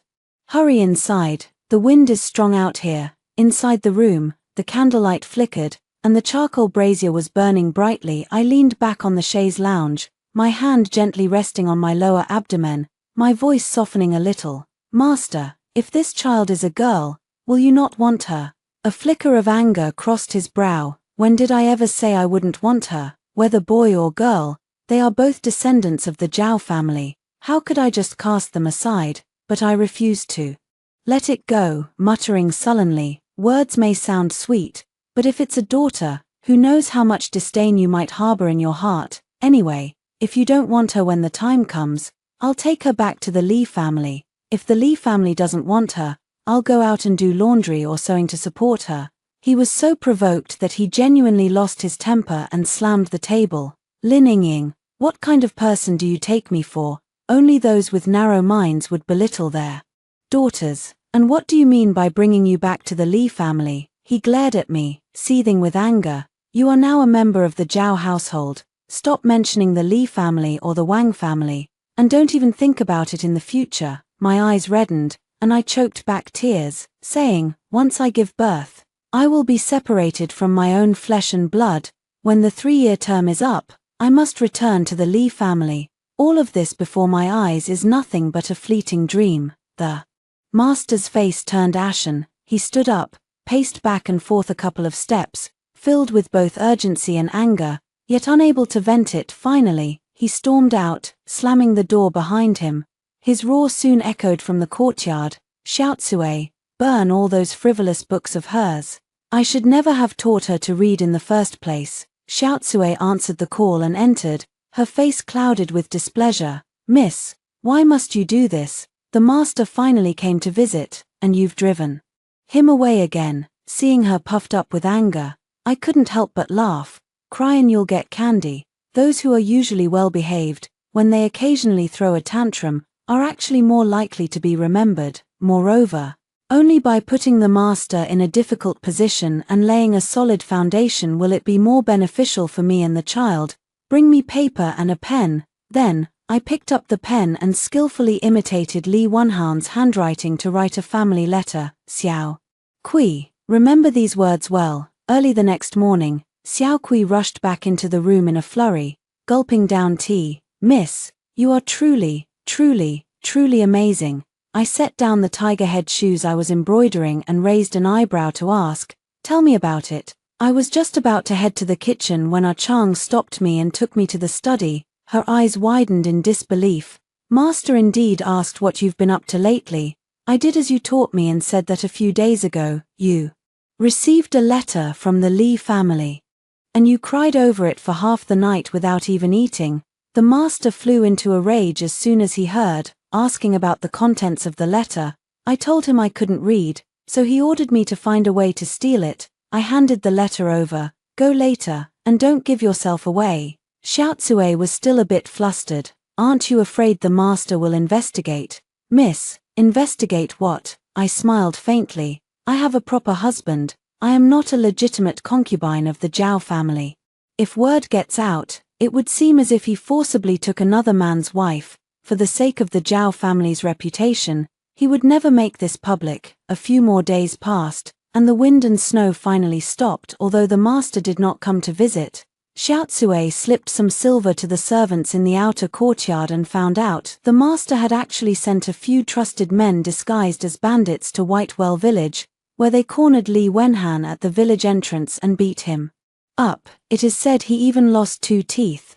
Though I knew this bit of physical pain was far from a fraction of what I had endured in my past life, the pent-up frustration in my heart finally eased a little. Just as we were speaking, the cotton curtain was lifted from outside, and Mother Sun returned. As soon as she entered the room, she knelt on the ground, tears streaming down her aged face.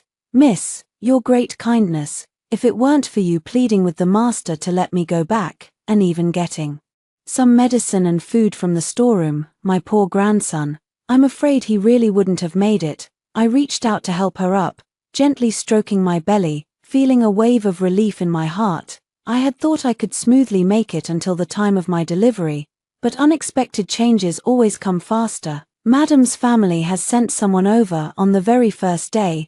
I was summoned to the main house to learn the rules. I stood under the eaves, supporting my 7-month pregnant belly, and within moments, I was drenched in sweat, my head dizzy and heavy. The old lady gently stirred the tea with the lid of her cup, not even lifting her eyelids. Stand straight, there's no need to put on such an affected act.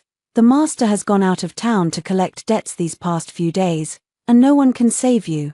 The wife was wiping away tears beside her. Mother, this lowly wench is so despicable. She has caused several arguments between my husband and me. Seeing my pale face, she seemed to have some concerns, but she is heavily pregnant now. What if you are the mistress of this household, and she's just a lowly servant we hired on contract? How dare she rebel? She glanced at me, her tone growing even harsher. There are plenty of women who can bear children. Does she think she can act high and mighty just because she's pregnant? Do you think the master would turn against our family for her sake? Don't worry, I already asked the doctor. Your pregnancy is stable. Standing for a few hours won't cause any harm. It was already evening by the time I was allowed to return. Xiao Kui had been waiting at the door. Seeing me in this state, she quickly fetched an ice-cold towel to press against my forehead and brought over a cooling, pregnancy-stabilizing herbal soup. Every time I enter the main house, it feels like I'm shedding a layer of skin. What am I to do? In my previous life, old Madam Bai had never visited, and I knew very little about her now. With all these events unfolding, I fear it's because my influence is gradually growing. The mistress is likely worried that once I give birth to a child, she'll be even less able to keep me in check. I specifically called my family over to give them a good talking to at the very least. I have to hold out until the master returns. Miss Lin, you'd better hurry and tidy up. Don't keep the old madam and the mistress waiting. Liu Qing, the head maid by the mistress's side, stood at the door, her tone sharp and impatient. I was leaning on the couch, supporting my waist, truly unable to move. Miss Liu Qing, I am really unwell today. Please go back and report for me. I will definitely go tomorrow to pay my respects to the old lady and the madam and apologize. Liu Qing immediately rolled her eyes, flicking the handkerchief in her hand toward her waist. The old lady rarely visits. Isn't it inappropriate for you not to go? If you want to decline, do it yourself. Don't make things difficult for us.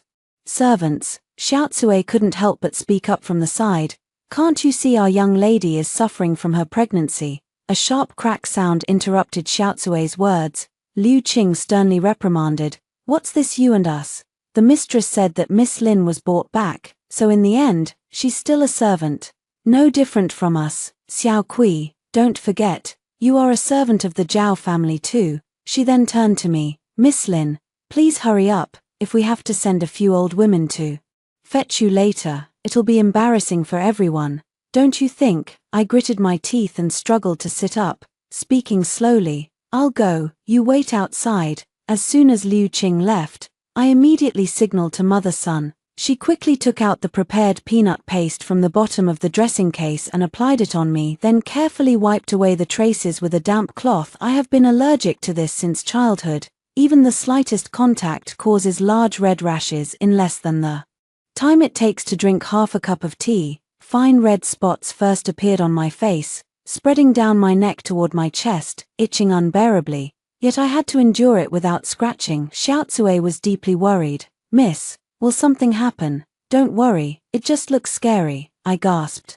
pressing my hand against my lower abdomen. Hurry and call Liu Qing in. When she lifted the curtain and came in, her eyes widened, and she let out a sharp scream. Oh my heavens, this! She turned and ran towards the main house. In less than a quarter of an hour, the mistress and the old lady hurried over with the doctor. Upon entering and seeing me in this state, the two of them took half a step back in fright.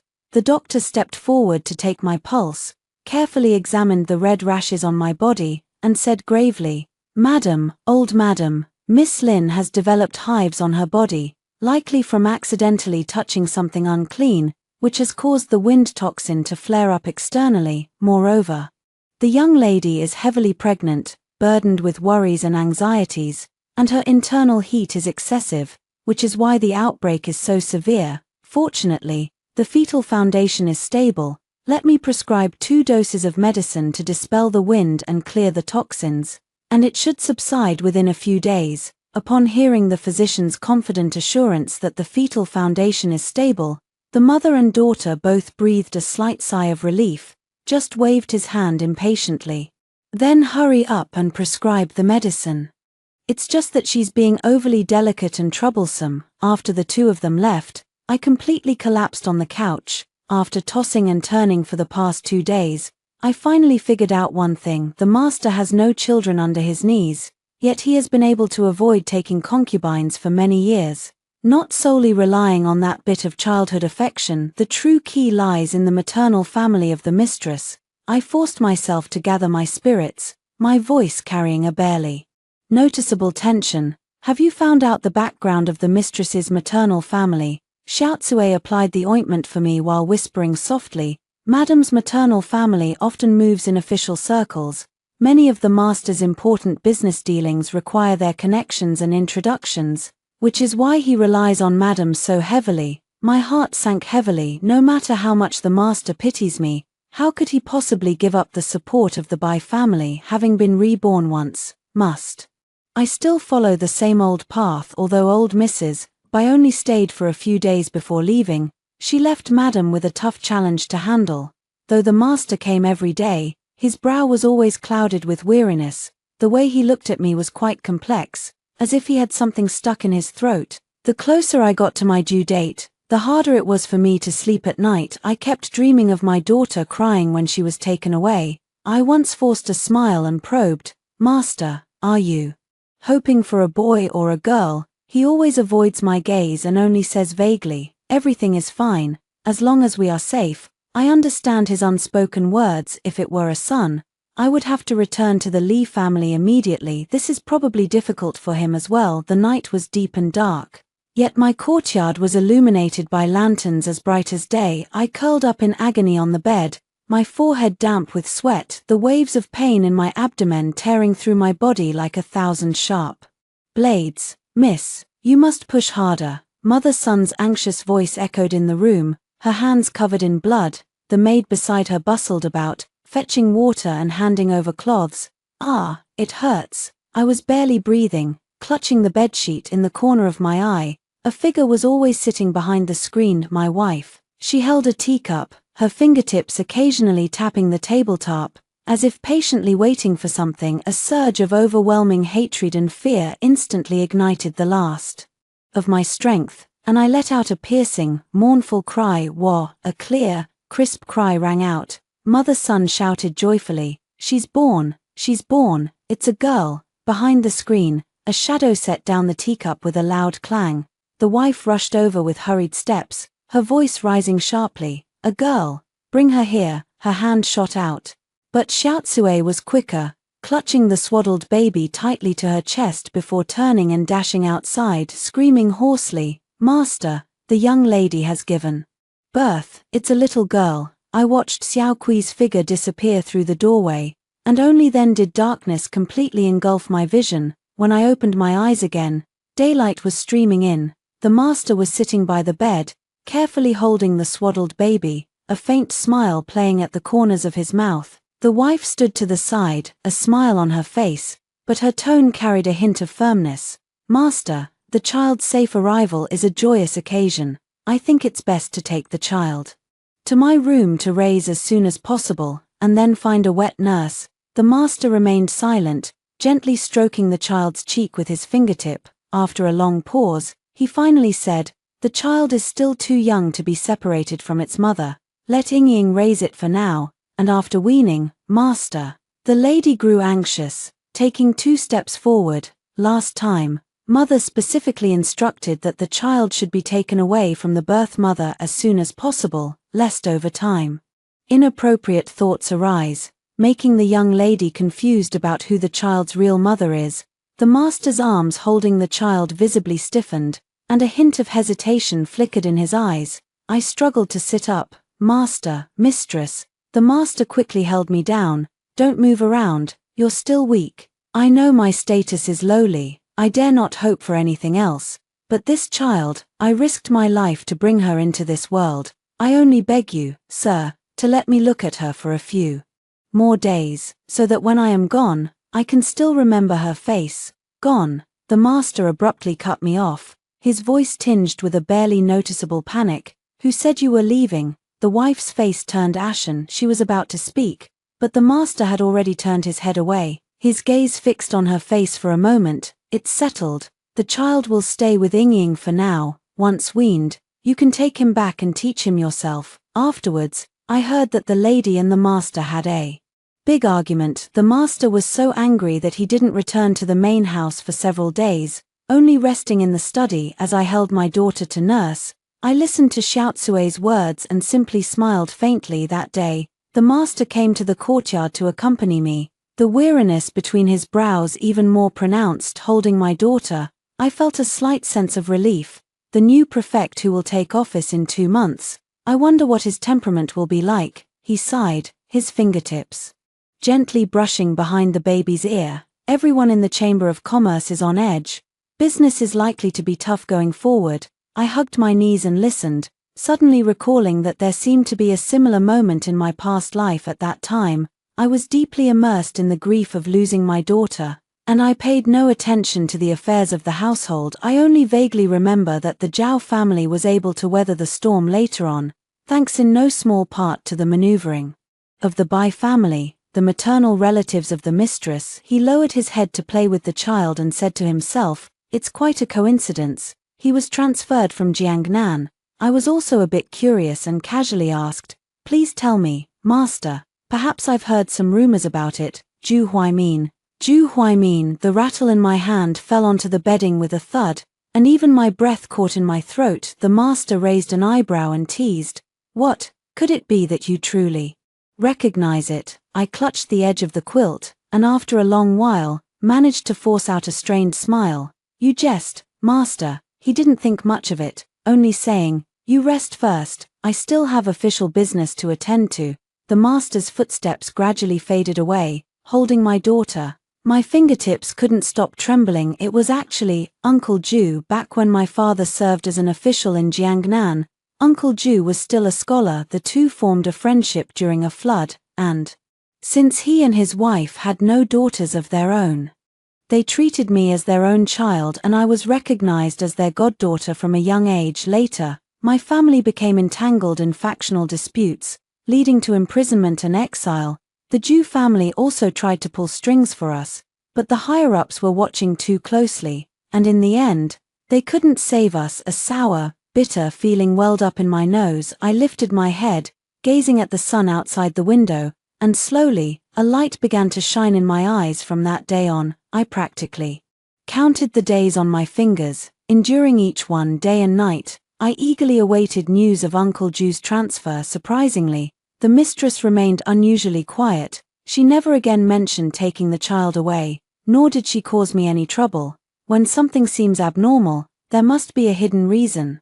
Although I had a premonition, I still couldn't figure it out. One day, Xiaozui rushed in, almost stumbling as she entered. Miss, Madam is with child." "What?" Amidst my shock, a sliver of doubt still lingered. Since the untimely death of Madam's only son, 10 years of seeking renowned physicians and consuming countless tonics had yielded no news whatsoever, and now, she is with child, absolutely certain. It was diagnosed by a famous physician invited by the Bai family. I heard he has treated many high-ranking officials and nobles, so there's absolutely no mistake," Xiaozui anxiously said. The master was overjoyed to hear the news, but I heard that the mistress is suffering terribly from morning sickness and can't keep anything down. If the mistress gives birth safely to a son, my fate is all too easy to imagine. As I was pondering this, a servant boy came to report, "Someone from Bai village is asking to see you, waiting at the side gate." I sneered inwardly, having almost forgotten that despicable wretch. As I headed toward the side gate with Xiaozui, I spotted Li Wenhan huddled against the wall from a distance. His eyes roamed over me, finally settling on the gold hairpin in my hair. Ying. He quickly stepped forward, rubbing his hands together with a sly grin. TSK, just look at this fine silk and satin, the gold hairpins and jade bracelets. The Zhao family is truly wealthy. You look even more radiant than before." Suppressing my disgust, I choked back tears, as if I had suffered endless grievances. "My lord, you've finally come. I knew it. You wouldn't abandon me. Is it to take me home?" His expression suddenly changed, and he hurriedly took a few steps back. "I would very much like to take you back, But the time limit hasn't been reached yet. His eyes darted around, and he put on a pitiful expression again. His hand almost touched my sleeve, but he withdrew it awkwardly after being glared at fiercely by Xiaotsue. Good Ying. If I weren't at the end of my rope, how could I bear to let you suffer here? Mother, she's fallen ill again.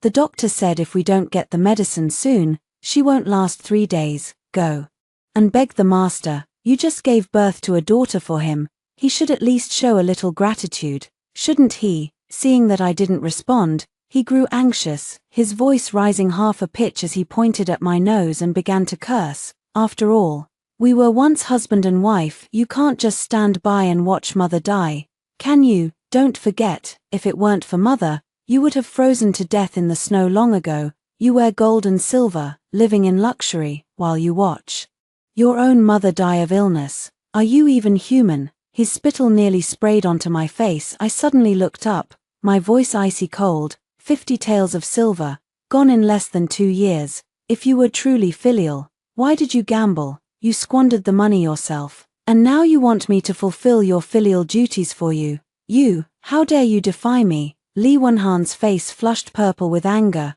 raising his hand as if to strike me, but Xiaoqui stepped in front of him, blocking his way. Enough. A furious roar exploded. The master had appeared at the corner gate at some point, his face ashen with rage. Clearly, he had heard all the foul language just now. He was followed by 2 sturdy servants. The master didn't even glance at him, his gaze sweeping over the servant bowing his head nearby. Worthless scum. How dare you let any stray cat or dog in here? What use are you? The servant was so frightened that he fell to his knees with a thud. Only then did he turn to me, his gaze complex, filled with anger at my lack of resolve. You should never have seen him, and you certainly shouldn't have listened to such filthy words from him. I fell to my knees with a thud, tears streaming down my face. Master, please calm your anger. But after all, he is my husband.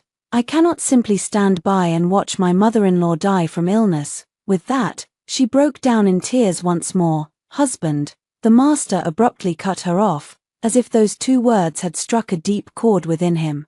What kind of husband is he to you? Someone come. The master's voice was icy, carrying an unquestionable resolve.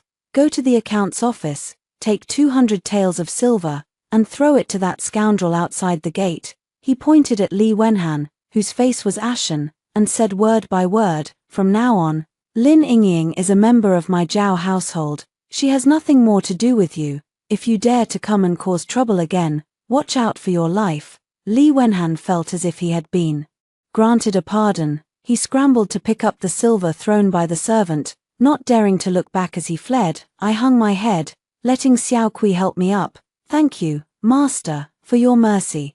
When the mistress learned that the master had completely severed my ties with the Li family, she was so furious that she smashed all the porcelain in the room. However, what's done is done, and she could do nothing about it. As the months passed, her body grew weaker day by day. On the day the new prefect took office, merchants from all over the city scrambled to submit their name cards.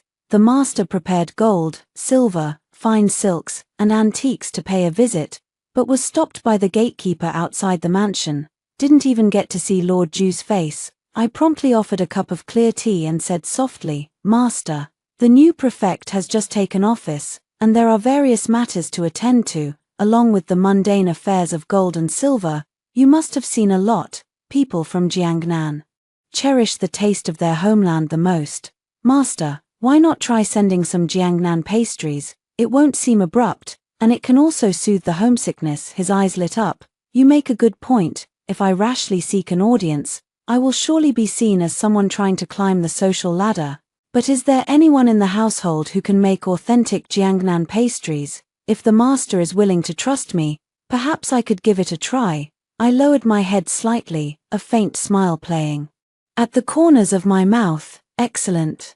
Excellent, it's a good thing we have you. The master's eyes were filled with admiration, and he immediately instructed the steward, quickly fetch the tally token and key and hand them over to Aunt Lin. Before the mistress gives birth, all matters in the household, big or small, shall be managed and arranged by Aunt Lin. I immediately ordered the purchase of the finest ingredients from Jiangnan and personally busied myself in the kitchen. The rising steam from the steamer blurred my vision. I took the opportunity to dismiss the servants and carefully tucked a tiny, tightly folded note into the bottom of a ding sheng cake. The master soon had the pastries delivered. As expected, the Jew residents accepted them this time and even sent back a reply, inviting the master for a visit. He returned beaming with joy. Minister Jew praised the pastries you made to the skies. He said he will bring his wife to visit us personally tomorrow and specifically asked to meet the skilled hands behind them. The master lowered his head to kiss his daughter's forehead, then looked at me, the warmth in his eyes almost overflowing. The next day, I dressed early, changing into a simple and elegant dress. When the master led me out, I met the eyes of the elderly couple and immediately felt my eyes well up with tears, but I immediately shook my head, signaling them not to make a fuss. The master stood nearby, not understanding what was happening. I quickly stepped in to smooth things over. When fellow countrymen meet, tears well up in their eyes. Why not let me show Mrs. Jew around the estate? When I led her into my courtyard, I could no longer hold back and burst into tears, and recounted in detail the hardships I had endured over the years. Aunt Jew listened with a heart-wrenching pain, holding me tightly. Poor child. You've suffered so much, it's all our fault, we couldn't protect you. I raised my tear-filled eyes, forcing a smile. It's all in the past, my husband treats me well enough. I have food and clothing, and I even have a daughter now. Returning to the flower hall, though Aunt Jew's eyes were still red, her demeanor had regained its grace and composure. In front of my husband, she affectionately took my hand. Master Zhao, I felt an instant connection with Yingying upon meeting her, and hearing her story only deepened my compassion. As it happens, I have no daughter of my own, and today I wish to adopt Yingying as our goddaughter. What does Master Zhao think of this? The goddaughter of the prefect and his wife. This status is nothing short of a heavenly blessing. The master was taken aback at first, but upon realizing what was happening, he abruptly stood up. Such great favor from Lord Jew and his wife is an immense blessing for Yingying. How could I possibly refuse? Yingying, quickly pay your respects to your godfather and godmother. I solemnly bowed, the last lingering stone in my heart finally settling upon learning that I now held sole authority within the household. Old lady Bai actually came in person. I led the maidservants to stand waiting at the entrance of the estate, and as her sedan chair came to a stop, I quickly knelt to pay my respects, my voice steady. Greetings to the elder madam, yet she paid no attention. Walking straight past me, I straightened up, watching her hurried figure heading toward the main house, a slight smile curling at the corner of my lips. I then instructed the maid behind me, bring the freshly brewed Longjing tea to the main house, and prepare some almond pastries. The elder madam has always been fond of these. When I arrived later, I heard an argument coming from the main room. Foolish, old lady Bai was furious, her voice trembling. That prescription is draining your life. I shouldn't have been soft-hearted and given it to you in the first place. Look at you now, neither human nor ghost. If this continues, neither you nor the child will survive. The lady's voice was sharp and frantic, filled with a desperate, all-or-nothing despair. I only want this child. I stood under the corridor, my heart pounding wildly. No wonder she became pregnant in such a short time and was so utterly exhausted. She was gambling with her own life. A chill surged through my chest. The image of my daughter's tragic death in my past life flashed before my eyes. I lowered my head and smiled, but there was not a trace of warmth in my eyes. I brought this upon myself. I shouldn't have lived in the first place. A few days later, news came from the main house that there had been signs of bleeding, and the medicine to protect the pregnancy was being brewed day and night without pause. The time has come. In the afternoon, I personally carried the medicine bowl to the main room. As soon as I entered, I saw the mistress looking haggard, leaning against a soft pillow, her face as pale as paper. She looked up and saw me, then suddenly grabbed the empty bowl beside her and hurled it at me. Get out, who told you to come? Yet I was not angered. The smile on my face grew even gentler. Madam, please calm your anger. I have come to deliver medicine. Your health is of utmost importance. Why trouble yourself with anger? Ignoring her murderous glare, I gracefully sat down by the bedside and made a gesture to feed her the medicine. "You should drink the medicinal soup soon, madam, or else this hard-won child may not be safe." Madam trembled all over. You know, the master knows too," I chuckled softly, deliberately pausing for a moment, watching the color drain from her face bit by bit, but he said nothing. Even with the deep affection of childhood sweethearts, in the end, it couldn't withstand the judgment of the world, nor could it withstand the dignity of the Zhao family. "Shut up." She lunged at me like a madwoman, trying to tear at me, but I nimbly dodged, and she stumbled back onto the bed. "Ah!" I exclaimed in shock, the medicine bowl in my hand clattering to the floor and shattering, splashing scalding liquid everywhere at the same time. The lady let out a shrill, almost inhuman scream. A large gush of dark red, almost black blood instantly surged from beneath her, soaking through the embroidered quilt like a floodgate had opened.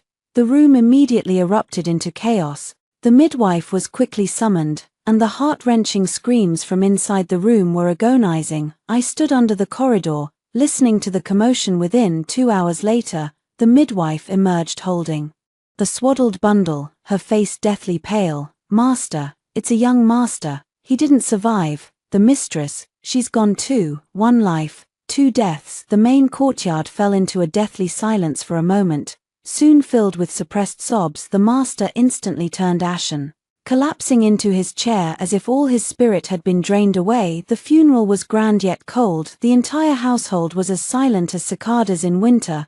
The mistress and her unborn child became a forbidden topic in the mansion. Shortly after the dust settled, the master submitted the official documents and elevated me to the position of the principal wife. The seal of household authority rightfully fell into my hands, and the first thing I did was to have someone prepare a carriage and head to Whitewell Village to inquire about Li Wenhan's news. Who would have thought that scoundrel actually managed to deceive the daughter of the village chief next door into marrying him? The girl is already 3 months pregnant, and he seems to be living quite contentedly. Oh, I twirled the lid of my teacup in hand and smiled faintly. I hope he has the ability to handle it. 3 days later, Beijing village was thrown into an uproar.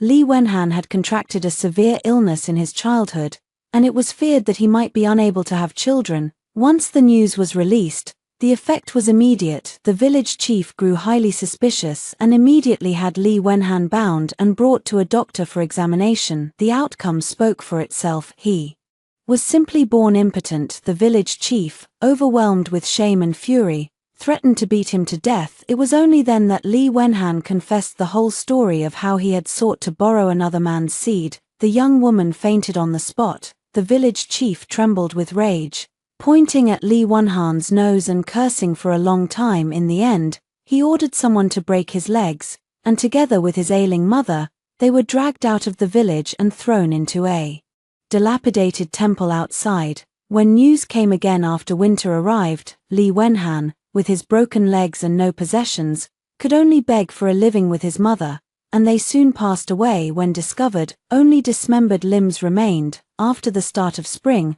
I discussed with Uncle Ju, using his status as the prefect, to post notices in all the counties under his jurisdiction, stating that anyone involved in the practice of wife pawning, whether the master or the middleman, would be punished according to the crime of trafficking in human beings, thus completely abolishing the evil custom of wife pawning. Not long after, the physician diagnosed me with pregnancy again. The joy in the master's eyes nearly overflowed. He was stunned for a moment before tightly embracing me, but this happiness did not last beyond 3 nights. He often went to sit before the mistress's memorial tablet, staying there for half the night. The candlelight cast flickering shadows on his face that day. He pressed his ear against my belly to listen to the fetal movements, unable to hide the smile on his face, but suddenly let out a sigh. "Last night, I dreamed of Ronga. She blamed me for not protecting her well." He held me close, his chin resting on the top of my head, his voice trembling, "Inging, you're all I have now." I lowered my gaze, concealing the fleeting cold glint in my eyes, and gently patted his back. "I know, sir, I will stay with you, with the children." After hearing the story above, what are your thoughts? Feel free to share your opinions in the comments section. Looking forward to hearing from you. If you liked this story, don't forget to like it, share it, and subscribe to my channel. See you next time.